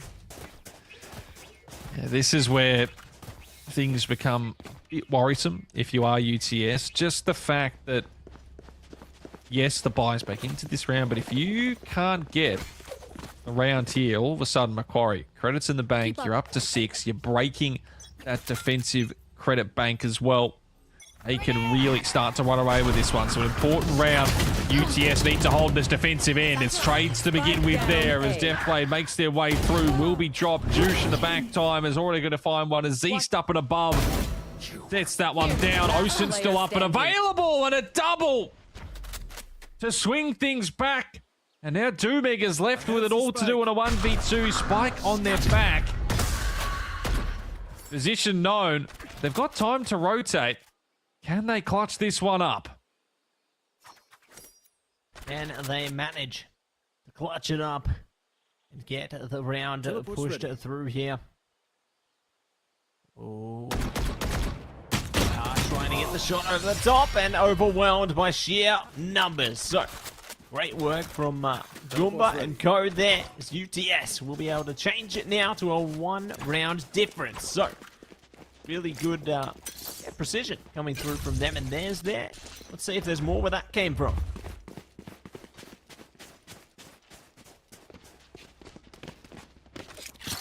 Yeah, it's what needed to be done. Macquarie will be, I think, pretty disappointed in the end with that one because they had looked like they'd gotten the numbers come out in their favour. It doesn't quite work out in the end. Again, presence over towards the A side earlier. This time it's Goomba's trying to deal with it, and this time it's not working. In the meantime, Doomeg already stopping the long push that's come up. Will be traded out, but the A side is down. Spike will be planted. And it is a difficult retake for UTS if they want to get this one to a 5-5 scoreline. Nightmare, take them! Ooh, the nightmare's coming. See if Macquarie can take advantage here. Yes, desperately need to close the gap. They will find success there, but it's going to be the trades coming out. They can't afford that. Enemy remaining. Zeist not able to feast on the kills this time. OSINT 1 versus 2 here. And pull it together, utilizing the dark cover there. Force backs, round a step up top. So they will be able to teleport through here. Time against them though, desperately need to push on. Just to lock things in. Find the opening fire, but they're going to be pushed straight out of it.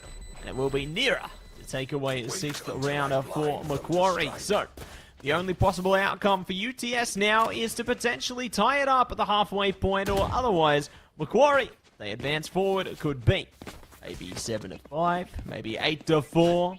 Only a few possibilities remain. Yes, well, we've been 7-5 twice so far in our 2 games at the half. Not again. We make the third, Matthew. I think it would be rude not to at this point. So UTS once again. Not much to speak of in some of these buys. Goomba has invested in towards that Vandal, and the showstopper out on B as they're right in for this one. OSINT's about to be in a whole lot of trouble, and Preggy takes them down. Doomeg finds Goomba. That was that rifle that has been taken away. And they don't even need, again, they don't have to commit to this B plant. They just get away. You got more open space. Much more to play with. You can't be closed in. Nera going forward as well. Knocks down Heady One. So any thought that something might be able to happen here is falling away for UTS. Deathblade will get one. That is about all they will find as Zeist locks it in. Corey up to 7, which means, of course, that UTS will win Last this round round and it will in be the 7-5. Perfect. No. Not again. No, bro. Not The again. ending score is different. That's what matters. Alright. We'll see about that. We'll see about that. We are going to be jumping in to this one.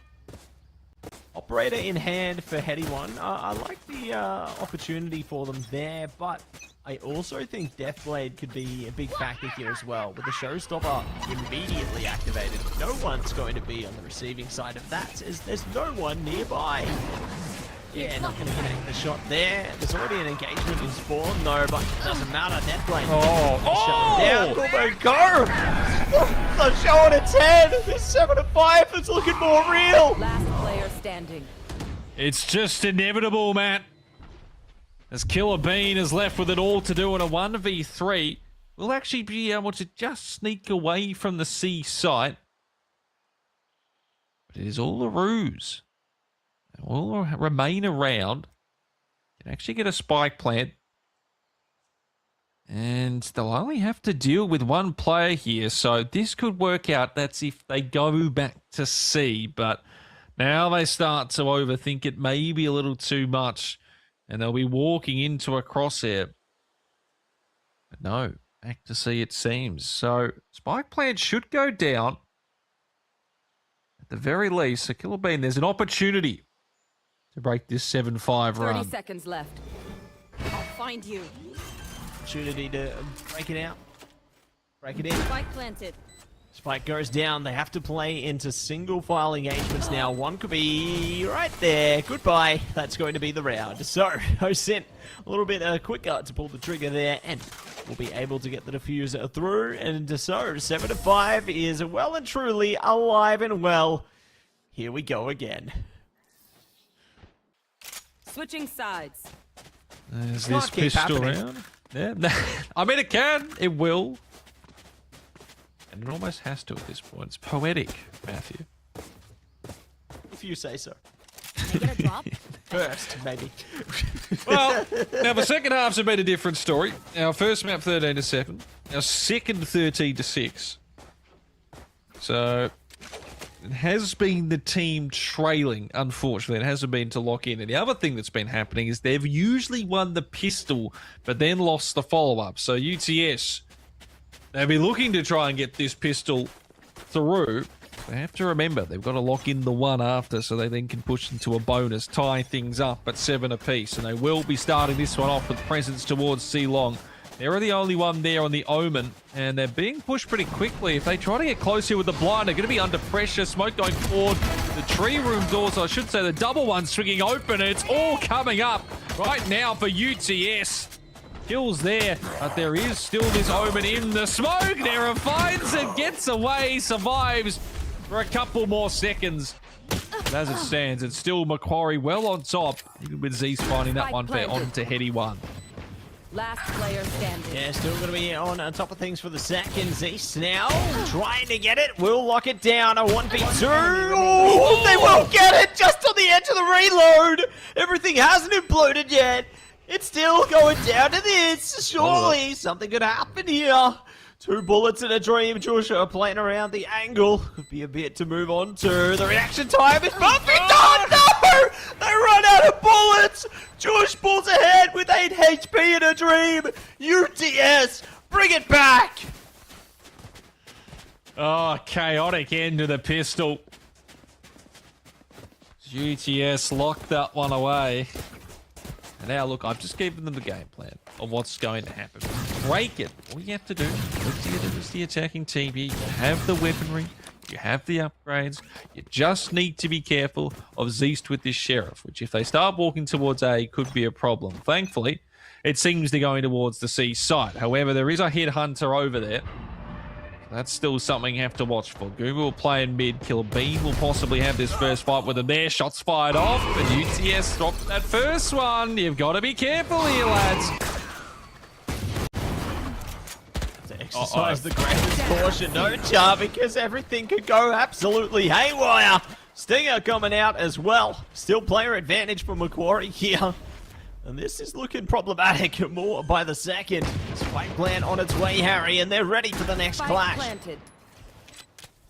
The Headhunter's already found one. Is there more? Heady one. Teleport's ready. Desperately looking for this one as UTS falling back towards the spike and bringing in the sheriff shot. It's happening, Matthew, again and again as Deathblade, though, might be that one to stop it. 3, almost 4. Dooming all that remains, and Heady one locks it in. Macquarie can't quite pull it off. UTS will find that round. It's Deathblade who saves them on the Guardian. Yeah, going to be a Guardian Angel for that team, that's for sure. Very happy to tie things up. A 7 for 7. And looking to turn it in to 8 here. Will UTS be able to press ahead with the lead onto this one? Take the reins in this tug of war, or will it be Macquarie running it back? Ready to stack up their efforts. All will be revealed in time. They play around the mound early here. Steps surely going to be heard. Meg there, does go down. A good start from Deathblade, and it's a full rotation heading towards C. Yeah, can't even get the teleport away, so aggressive hold on that C site, and they seem to have found a gap in that one. Heady one, just trying to walk through that omen smoke, will be able to duck away. Back towards the site. Macquarie got the weaponry this time. Again, they'll go for this retake. Shoulder peek is there. Zeus, though, oh, not finding the shots they're after. Goomba with one. Killer Bean responding. Standing. And now all of a sudden it's just a preggy, and they're spraying, they're hitting, not enough.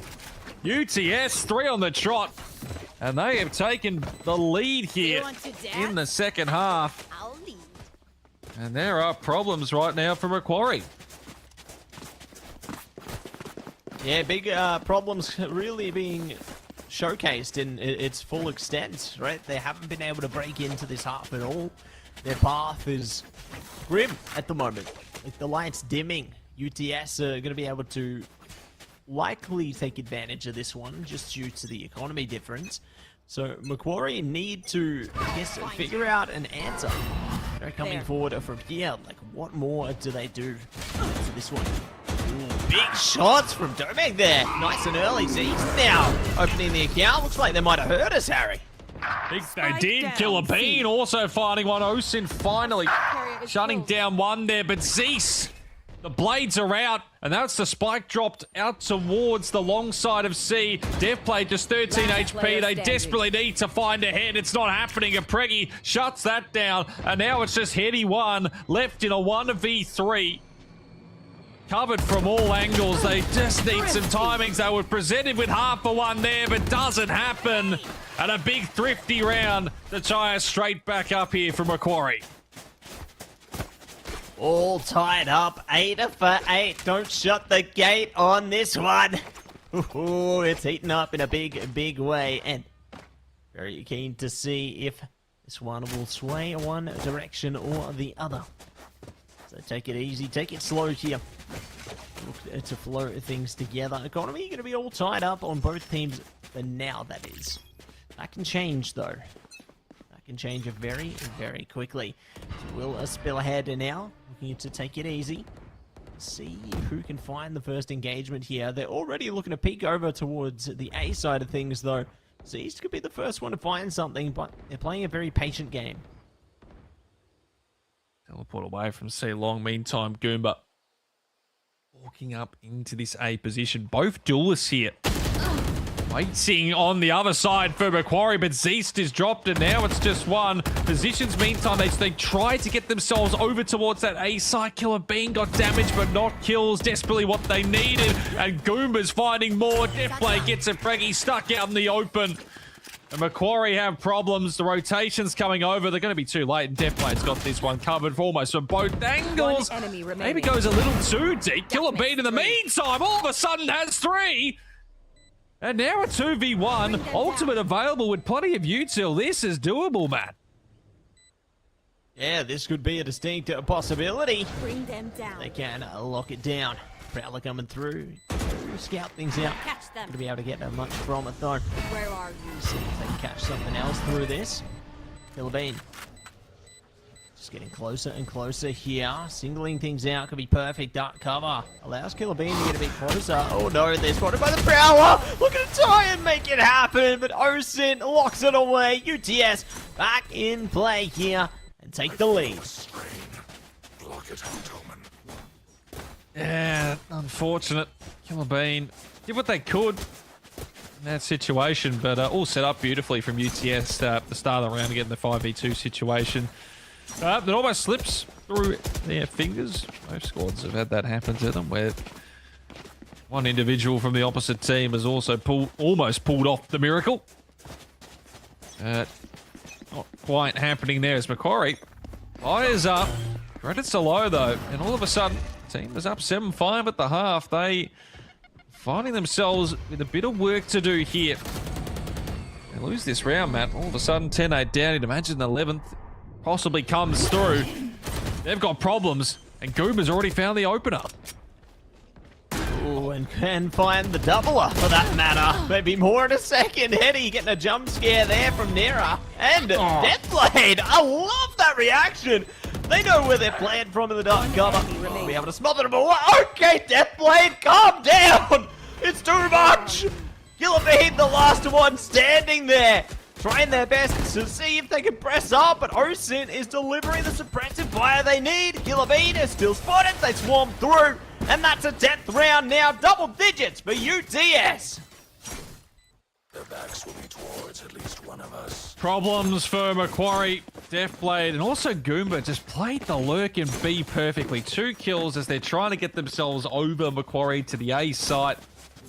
This time there was no hero play to make the round interesting. They were just shut down across the board. And now we'll have to try do what they can. The thrifty buy here. Can they find a ninth? Can they keep things relatively close? Watch them run. So sent. Goes for the teleport. Goes looking. Zeke's trying to play forward on that Marshall. Not finding anything yet. Meantime, Domeg out of that long side of A. That's not going to be there. And already, Quarry all over. Oh, they're all over the shop as they try to get these rotates. Deathblade, the nades will finish off that one. The plant is down, and once again, there's so much work to do here, and it's just not happening for them. Yeah, not going to be happening at all. Everything falling apart. Preki playing into the bomb buddy there. Does fine too. Okay. Getting a little bit too spicy there. Not going to be able to get the triple threat. That's a reward afforded only to Deathblade. And it will be an 11th round now. On the lock for UTS. One away from a series point here.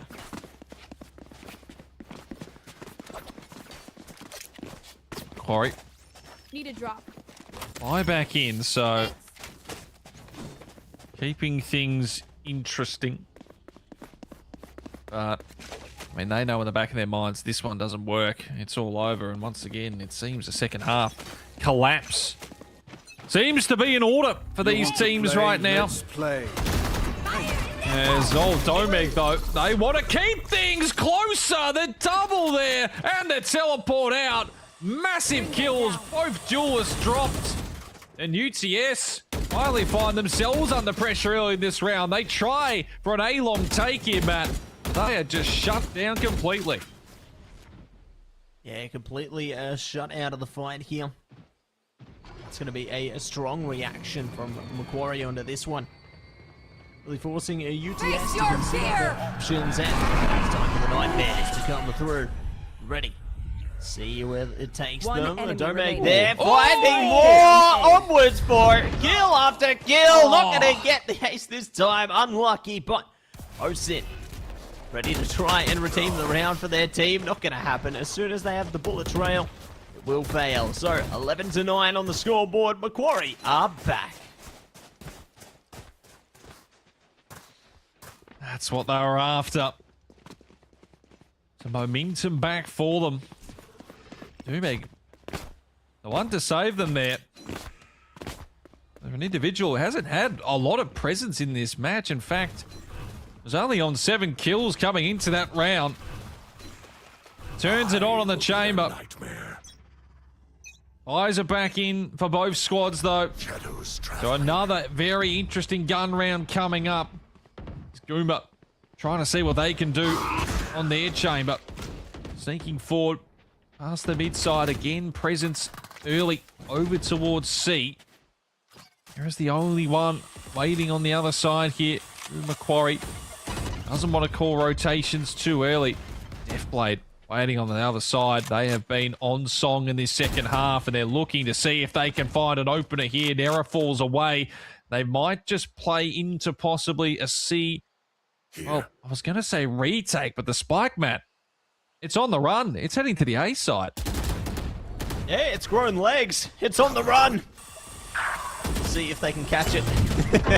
But we are going to be moving on towards the A side of things while Macquarie is shutting down all attackers before they can even get anywhere near. Hetty at least manages to Last find one player back standing. there. Good motion here, looking for more, and they will be able to draw it out. So, spike plant enabled. And now on for the 1v2 retake here. 30 They don't seconds lock it in left. yet, though. Hesitating just in case. Now it's time. Oh no. Oh no! That patience is a sight to behold, but it won't behold much more than that. That's a jump scare and a half. Imagine being faced with that. Oh, was that important? Cover out the call. I don't think the showstopper was even fired in the end. No, it was after the kill happened. Like, that just held it down as pure, like, fear factor there. It's like, hey, don't try me. Don't try me. Well, it's also a previous thing. I don't want to damage my teammate too much just in case there is that one thing that happens. Because if that goes off, they're dead. But they could also damage themselves. So, smart. Macquarie have responded. 2 rounds on the trot.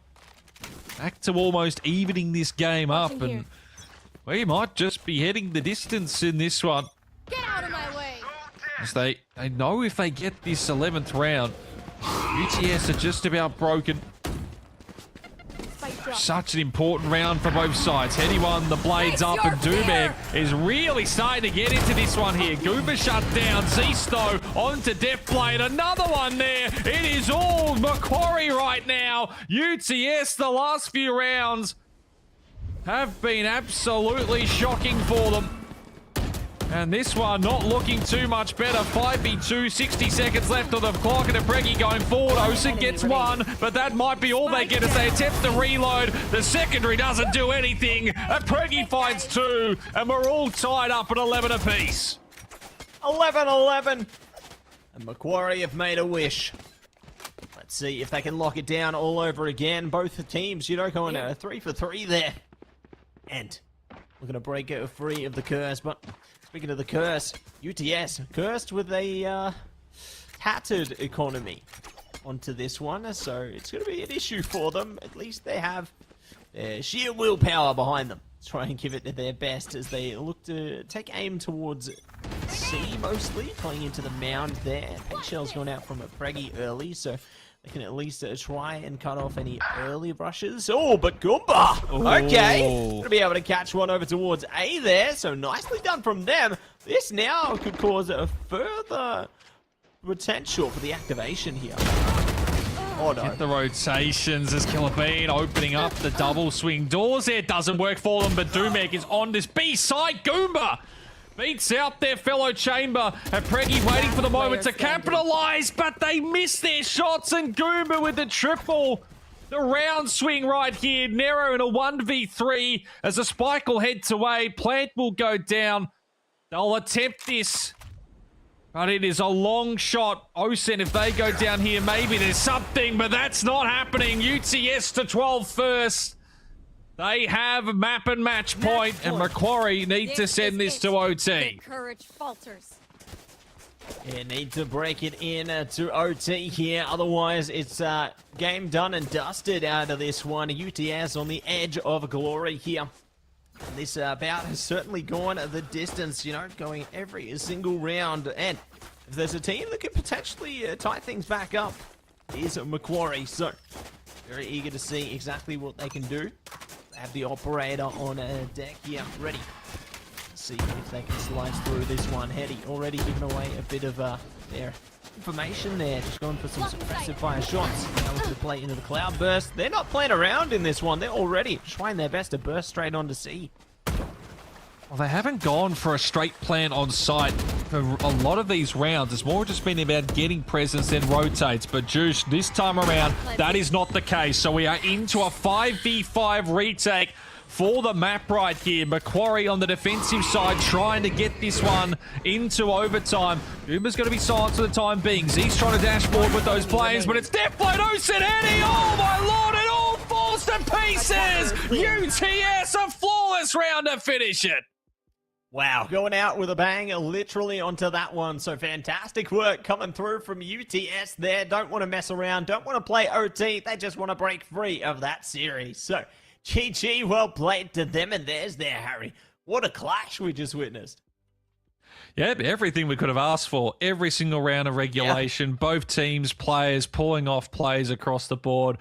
It was just awesome to watch. Fantastic Valorant from both teams. Congratulations in the end to UTS for pulling out the win. Macquarie, bitterly disappointed, I'm sure, but they still put on a fantastic show for us.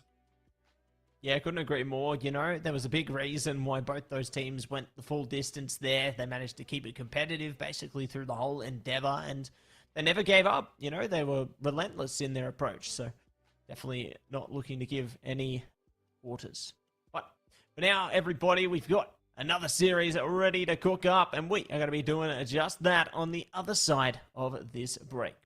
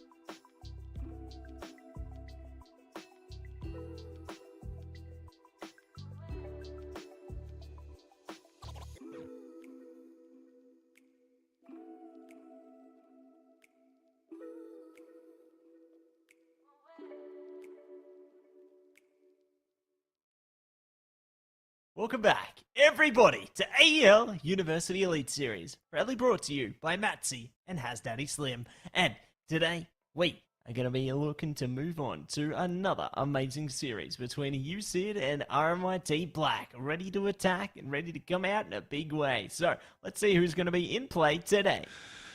Let's see, indeed, University of Sydney. It is Hazel, or Hazel was the one, but as Patel Singh, Kalura, Brady, and Kadesk. RMIT Black, in the meantime, it's Bonobo, Blackstar, Zio, Danielle, and a legend, Yay. So, well, University of Sydney, quite like University of Adelaide, as we saw in the bracket or the groups leading into this one, yet to register a win so far, but they are hoping that they can find something here. They can hope, they can dream, and we'll see if they are going to be able to push on ahead. Excited for Limbo and Co to give it their all into this one as we rise up into Fracture. So, going to be, once again, moving on to another unique map there. Happy to see that one come into contention here, Harry, and I think the teams have listened.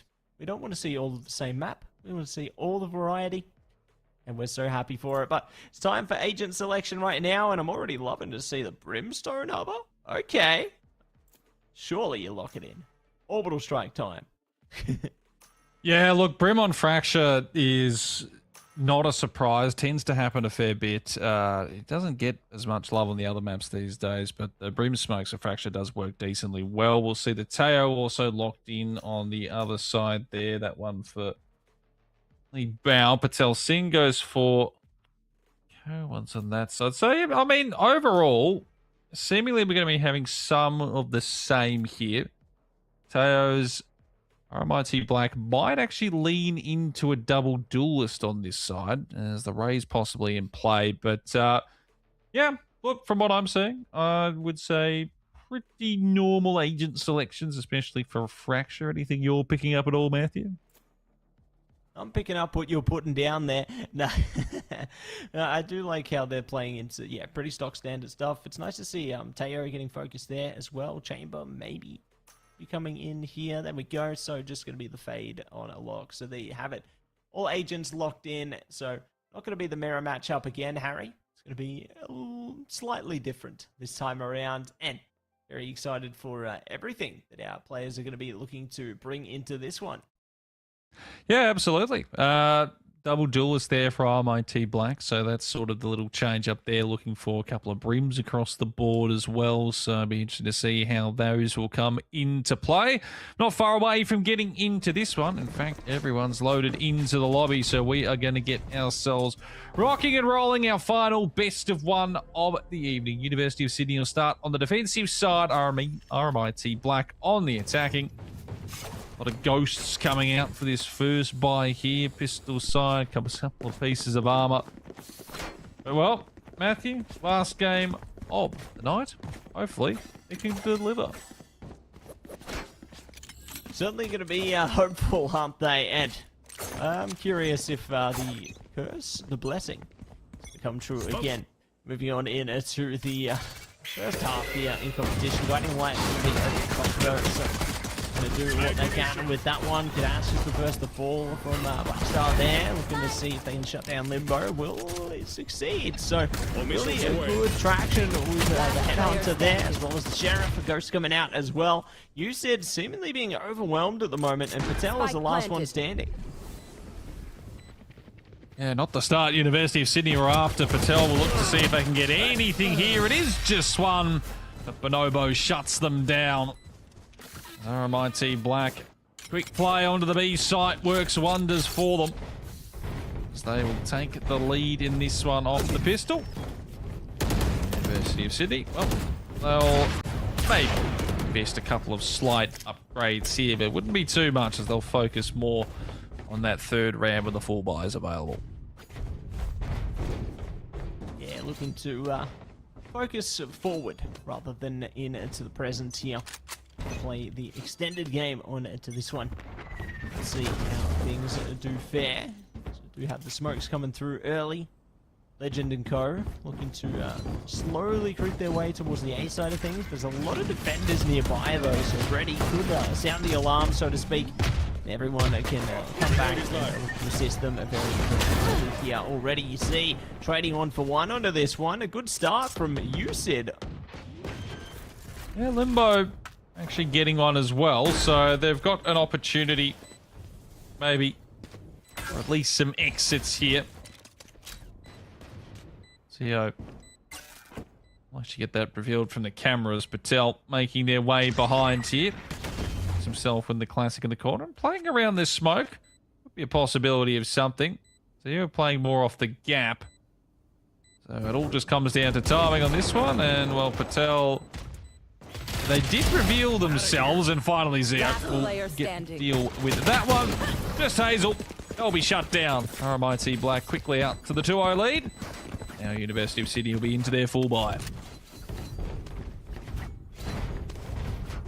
Gonna be so far so good for RMIT onto this one, and very eager to see how they fare as they contemplate the zipline there. But I doubt they're going to be looking to dive down the Flying Fox into the Lion's Den.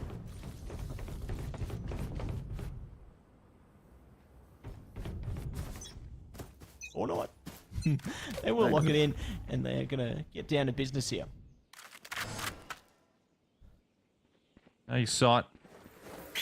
Yeah, most of the RMIT Black players grouping up for this one. Blackstar's going to be playing the Roam over towards this B site where there is just the one player. So, Inbo, information there. Now the rotates back as well. So, but still 75 seconds. I do wonder if RMIT Black are going to go directly off this, not seeing too much early. It seems like they do want to get into this site. Smokes down. Firing shots through. Blackstar gets themselves onto the site. Reload off as well as the plants will go down. So 5v5 with the retake. UCID have the guns this time. And the utility to back it up as well. Back it up and lock it in to the spike plant there. So going to be happy with that one. UCID in a bit of trouble here. They will find the opener. Got to be traded nice and quick though, but Brady spreading their reach nice and confidently. So good. Ooh, trying to bait the defuse here. They refuse to give up. Player standing. Well, Zero might have a chance there because they won't actually clear it out, and Bonobo is left in a 1v4. Oh, gets the angle! Oh, Bonobo spraying through, but he can't find the diffuser, and Brady will live it. And UCID take the round. Bonobo definitely made it interesting, but Brady has themselves on a 4K. And a nice response here from University of Sydney. Yeah, great to see that they've managed to break through in towards the bonus round there. You know, they're in a bit of trouble in the early piece, but they will be able to at least claw their way back slowly, but certainly here. And looks like things in the weapons department not too shabby. You know, UCID, they still have a pretty scrappy buy, arguably, but RMIT, they're looking in high supply of weapons here, so yeah, I don't know if things are going to go favorably, but you know, if UCID got it done the last one, maybe they can get it done again here. Playing close, tries to get in with that judge as they were found out, but Zio shuts that down immediately. Ready though, a double up. Blackstar will shut down Hazel, so 3v4 on this one. They know where Brady's playing from as well, so they just want to try and stay alive for as long as possible. Get their teammates to rotate over. Spike still needing to be planted. Legend will start to get down now. Brady swings, looking to see if they might be able to get that one back. Doesn't happen. And the retake never really gets started. And RMIT Black back on the winners list immediately as they get up to 3. Back up to 3 and break into 3 into the beginning of this one. But UCID can turn it around. There's an orbital strike at the ready here. Need to open up the sky. Rise up. Don't know if it's going to be committed to this round though, considering their economy still few and far between. They've got a Guardian to their name, and that's really all at the moment. So they have to play around each other quite heavily here. You know, play together. Otherwise, you're going to be in deep trouble. Oh no. Well, that's not the start you're after. Patel tries to get aggressive. Doesn't work out for them. And they're already over this A site. And no real way for this plant to be stopped. I am playing around this smoke side as well. On the operator. Pressure up here is pretty crazy. And we'll be shut down. Imbo, though, immediately traded as Blackstar in for that one there. Hazel still up in Heaven's side. Finally, that spike down. Nash gets one, making a double. Okay, University of Sydney, they're making something out of this. Making something great from here. Orbital strike, opening things up. And now, knocking things down. Kadaska locks it down. Peaceful Bonobo. Grenade is live. And waiting. Missile deployed. They're way ahead of this one. Ooh. Aware of what's behind them and won't be able to lock it in on Hazel yet, though. Still fading away. The defusal comes through, so the distraction works wonders. And it's a thrifty round locked in for you, Sid. Yeah, no, I think they'd be pretty happy with those couple of rounds they've put together. Bonobo twice has been the last player alive and unable to stop the spike being diffused, I should say. As words are escaping me, Matthew. It's getting later in the evening. That's Wake up, Jeff. Hey, I'm trying. Problem is, you can't just be chucking an energy drink at this time. We're about to head to bed soon. Destroy the sleep. I mean, you could. You could. If you were a prestigious admin, you could. Yeah, I'm up at 6:30 in the morning, mate. Oh, I'm going to pass on that one. Completely fair enough. And we are looking to bring things as far forward as possible here. See just how competitive this series is going to get as RMIT right around the back towards B this time. Going to take it slow. No one looking to match them as yet, however. You said, you know, the pressure is on them to play reactively rather than proactively. Here.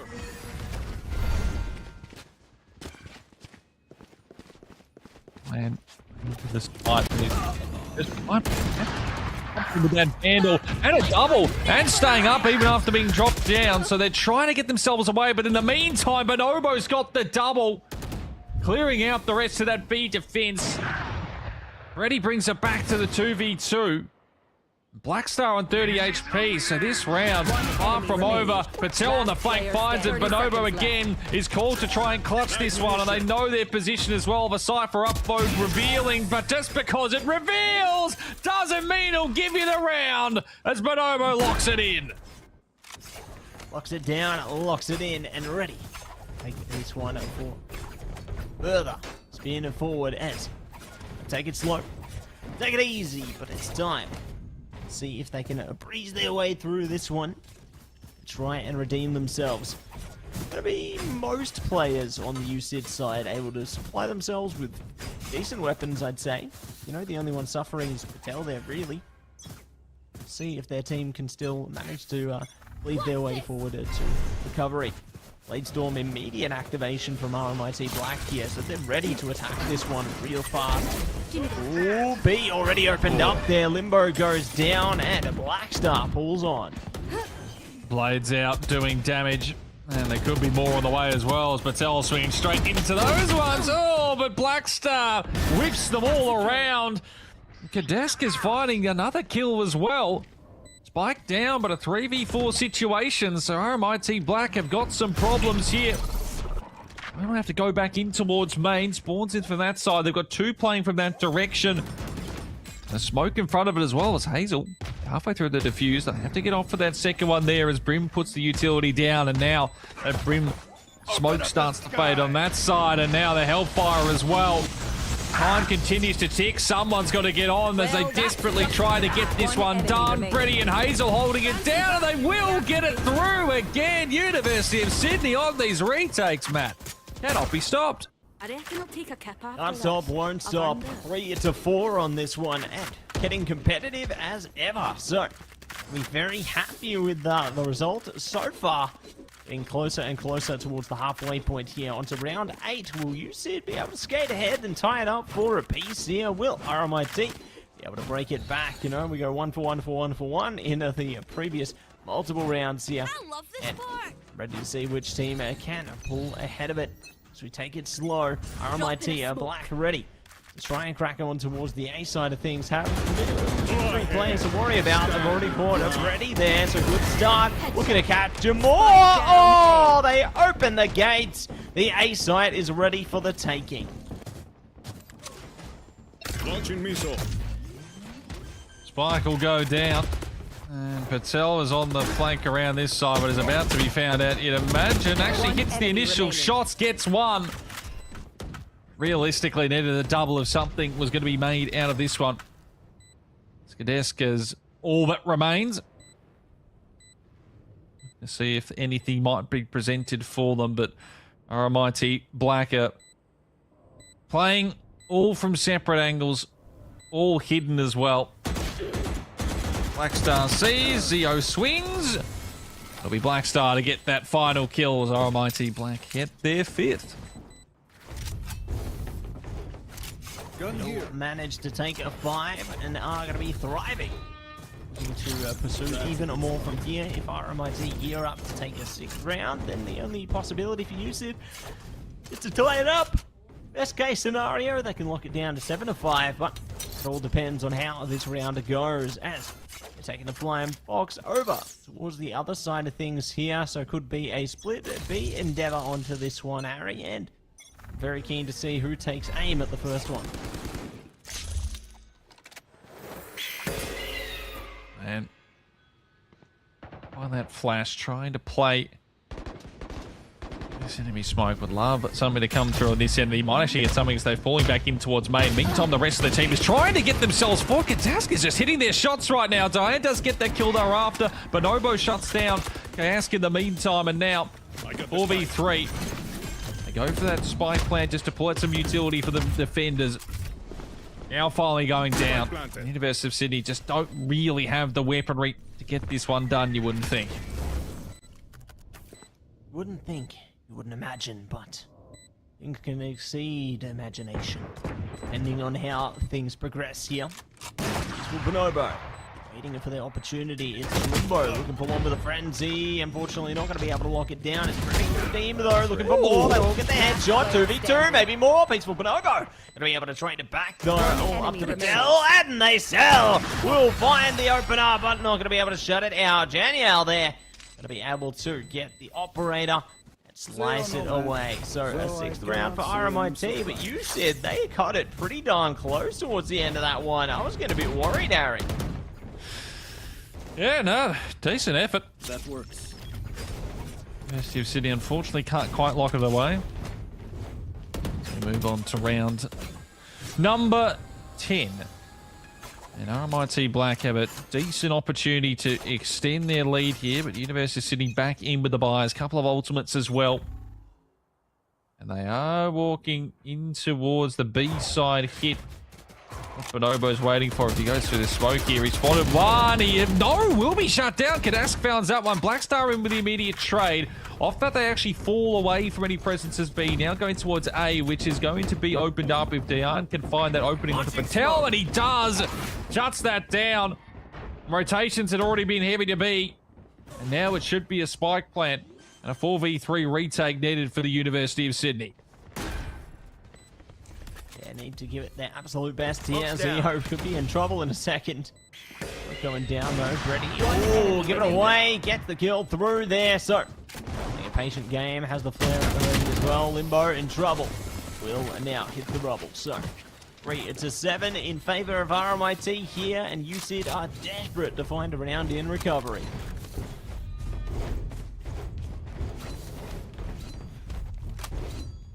RMIT Black. That chance for the 8th here is University of Sydney. Well, they've got 3 ultimates, so a bit to work with there. The problem is there's not particularly anything attacking-wise that's going to help them particularly. I mean, Brady can delay the Hellfire. It's going to take something pretty special from a couple of players, and well, it's going to be taking something special from the one player who's on site here, and that is Kadask, and they're dealt with, and that is the site gone. Rotations are going to be quick from the University of Sydney, but again, left in a pretty difficult position.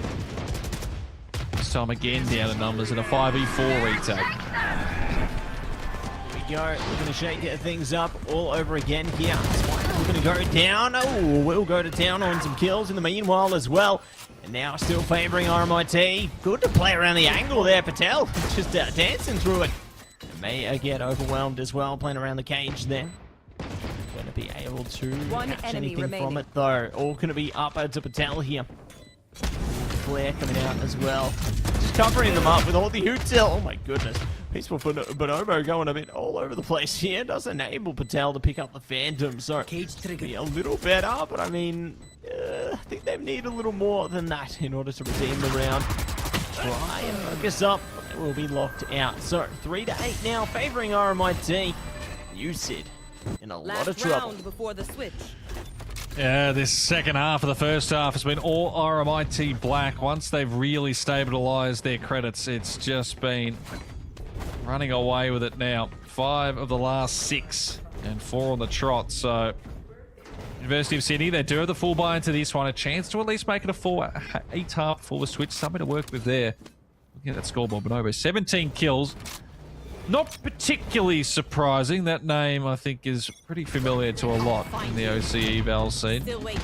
An experienced and successful campaigner when it comes to the OC eval type as Blackstar. A double on the blades. It will Spike be down answered back A. with a couple from Limbo. But again, it's quick, it's fast, it's numbers in the favour of RMIT Black, as you said. The retake planted. in a 3v2 this time. They're already pretty quickly there for it. Yeah, pretty hasty to this one. You said I have to try and settle things down, take it to 2v2 instead, or better, but already getting the spot there, Legend. Underneath there. Doing the best they can to just keep up that suppressing fire. Kadaska, good for the util as well. One light enemy coming remaining. out. They will drown out 2 players. So far, so good. Danielle. It's good with little bit of presence there, but not enough to redeem the round. So UCID going to be very happy with that outcome as they come in with a bang. Managed to send it out 4-8. Switching sides. I'm no doctor. Nicely done from University of Sydney in the end. I mean, you get that final round. You need healing. Things decently close. You get pistol all of a sudden. 2-round difference and pressure back on RMIT Black.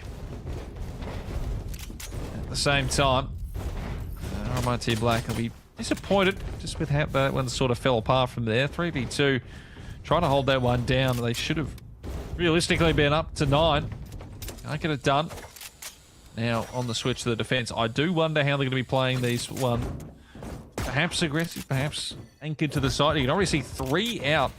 Maybe towards that sort of A site where they want to immediately go forward there past drop. So that could be definitely interesting because there's a few players from UCID walking towards that as well. One down. Oh, and there's going to be more where that came from. Blackstar, good with the opener. Oh, looking in more. Will they be able to floor it through? Not getting the reload in time. Janiel locks that in with the headhunter there, but my goodness. They are exploding into the second half here, and their path isn't even close to being done. And Kadash is trying to redeem it. enemy remaining. They will succeed in one way, but now they've got the rest of the parade in order to get through. Kadash is playing right there. Oh, no! No! Oh, no! My goodness. You bring a knife to a gunfight, you suffer the consequences. Luckily, Ziho was able to claw that one back, but that could have been a bit of karma coming at them there if they lost that round. Bit of showboating from RMIT Black, almost, well, blows up in their faces, and that almost pulls that one off, as you said.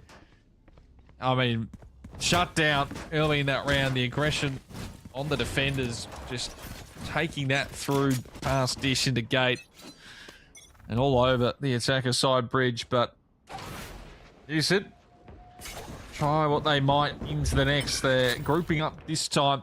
Take out that bench and arcade position. They are walking though into all the... Yeah. Sure. Nice. I don't know if I... That was a round. Yeah, that was a round. How many seconds? Did we get to double digits? I'm actually not sure. I think we did, but we kind of just teleported there. I think maybe we have a time machine.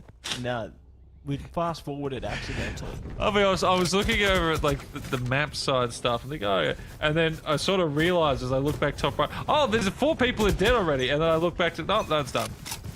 Okay. Yeah, Fair enough. Well, now they've got gun round. So this is where things really come together. They're going to be all looking to play into this one. Coming out there, Zio very closely, taking a ton of damage, works out, and will be able to bring down judgment upon their enemies. Oh, yeah! They bring it out, Limbo. Good for a bit there, but it's now down to the 1v1 apiece. Peaceful Bonobo. Be playing around at the back here. Looking to launch their attack from the backside of the map here. And now Brady doesn't know where to look. Yeah, Bonobo's gone on this rotate pretty quickly, but Brady should get themselves, you know, ducked into main. The problem they've got here is that they kind of left themselves a little exposed because the spike's not planted for them. Bonobo's going to tap though, and off that it actually works perfectly because he's not even thinking about main. So well played from Brady. University of Sydney get themselves on the board in the second half. They're going to be happy to bring things back into their favor. Very eager to see what else they can do here. As we jump into our stage of preparation. Time to see what weapons will come out of this. I like the judge pick through from Zio there. I think that one's going to be the best to bring out the potential of this team here. But we'll see how things go in the long run as they seek a little bit of presence over towards A here. They're taking it pretty slow though, drawing out the utils here. So RMIT going to just do what they can. Catch them. Opener there from Brady. What they're looking for. There's the aggression from Black Star is going to catch off Patel there. There could be more coming. They will start to fall away back through the B tunnels.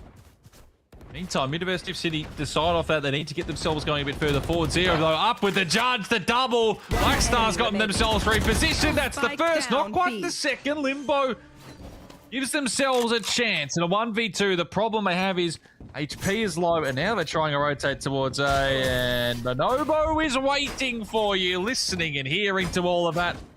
RMIT Black up to 11.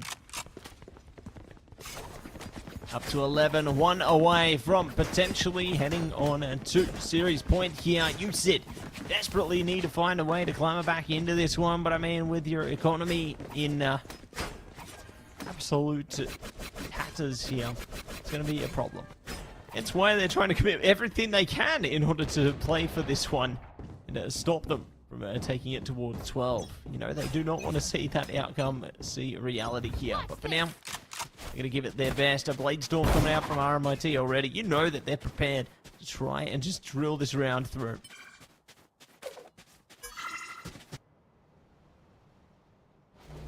I'll find you. From that dish side, meantime, oh, just waiting. Towards attackers for now, making their way towards Hall as Black Star though has that one lurker dealt with. Zio!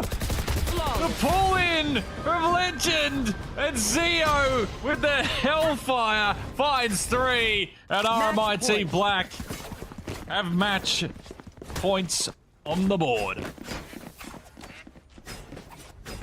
And we'll be locked in this one and ready to rumble.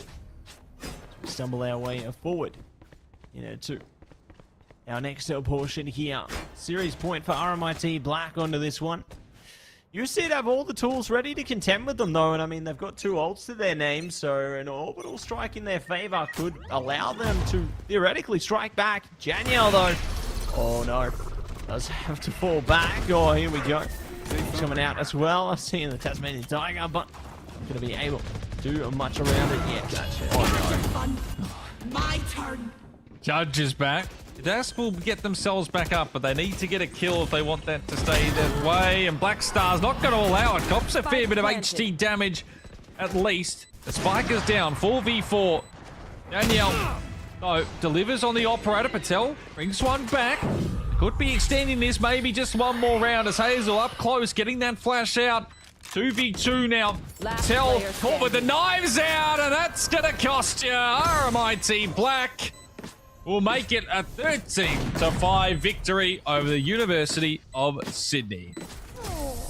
GG, well played. RMIT Black bounce back into it and take it away 13-5. So they dive headfirst into that one and will be able to take complete control. So, going to be very happy with that result there. And it's going to be, yeah, very satisfied. I think things looked a bit more competitive towards the beginning of that series, but it just feels like something slipped. Yeah, I think once the RMIT Black got on the defensive side, we just saw the same aggression that they had on the attacking side as well. And I think that sort of caught the University of Sydney players a little off guard in a few of those rounds, which, fair enough. You're not really expecting most defenders to collapse on top of you 20, 30 seconds into the round. I mean, a lot of those, there was just fights immediately in that first 20 seconds and you're left in a 3v2 and you try and do what you can from there. But unfortunately, it's a tough ask, and they just couldn't really get going. Just the one round in that second half. But for RMIT Black, look, they've been one of the top teams so far this season for a reason, and they definitely showed it again this evening. Yeah, fully agree there.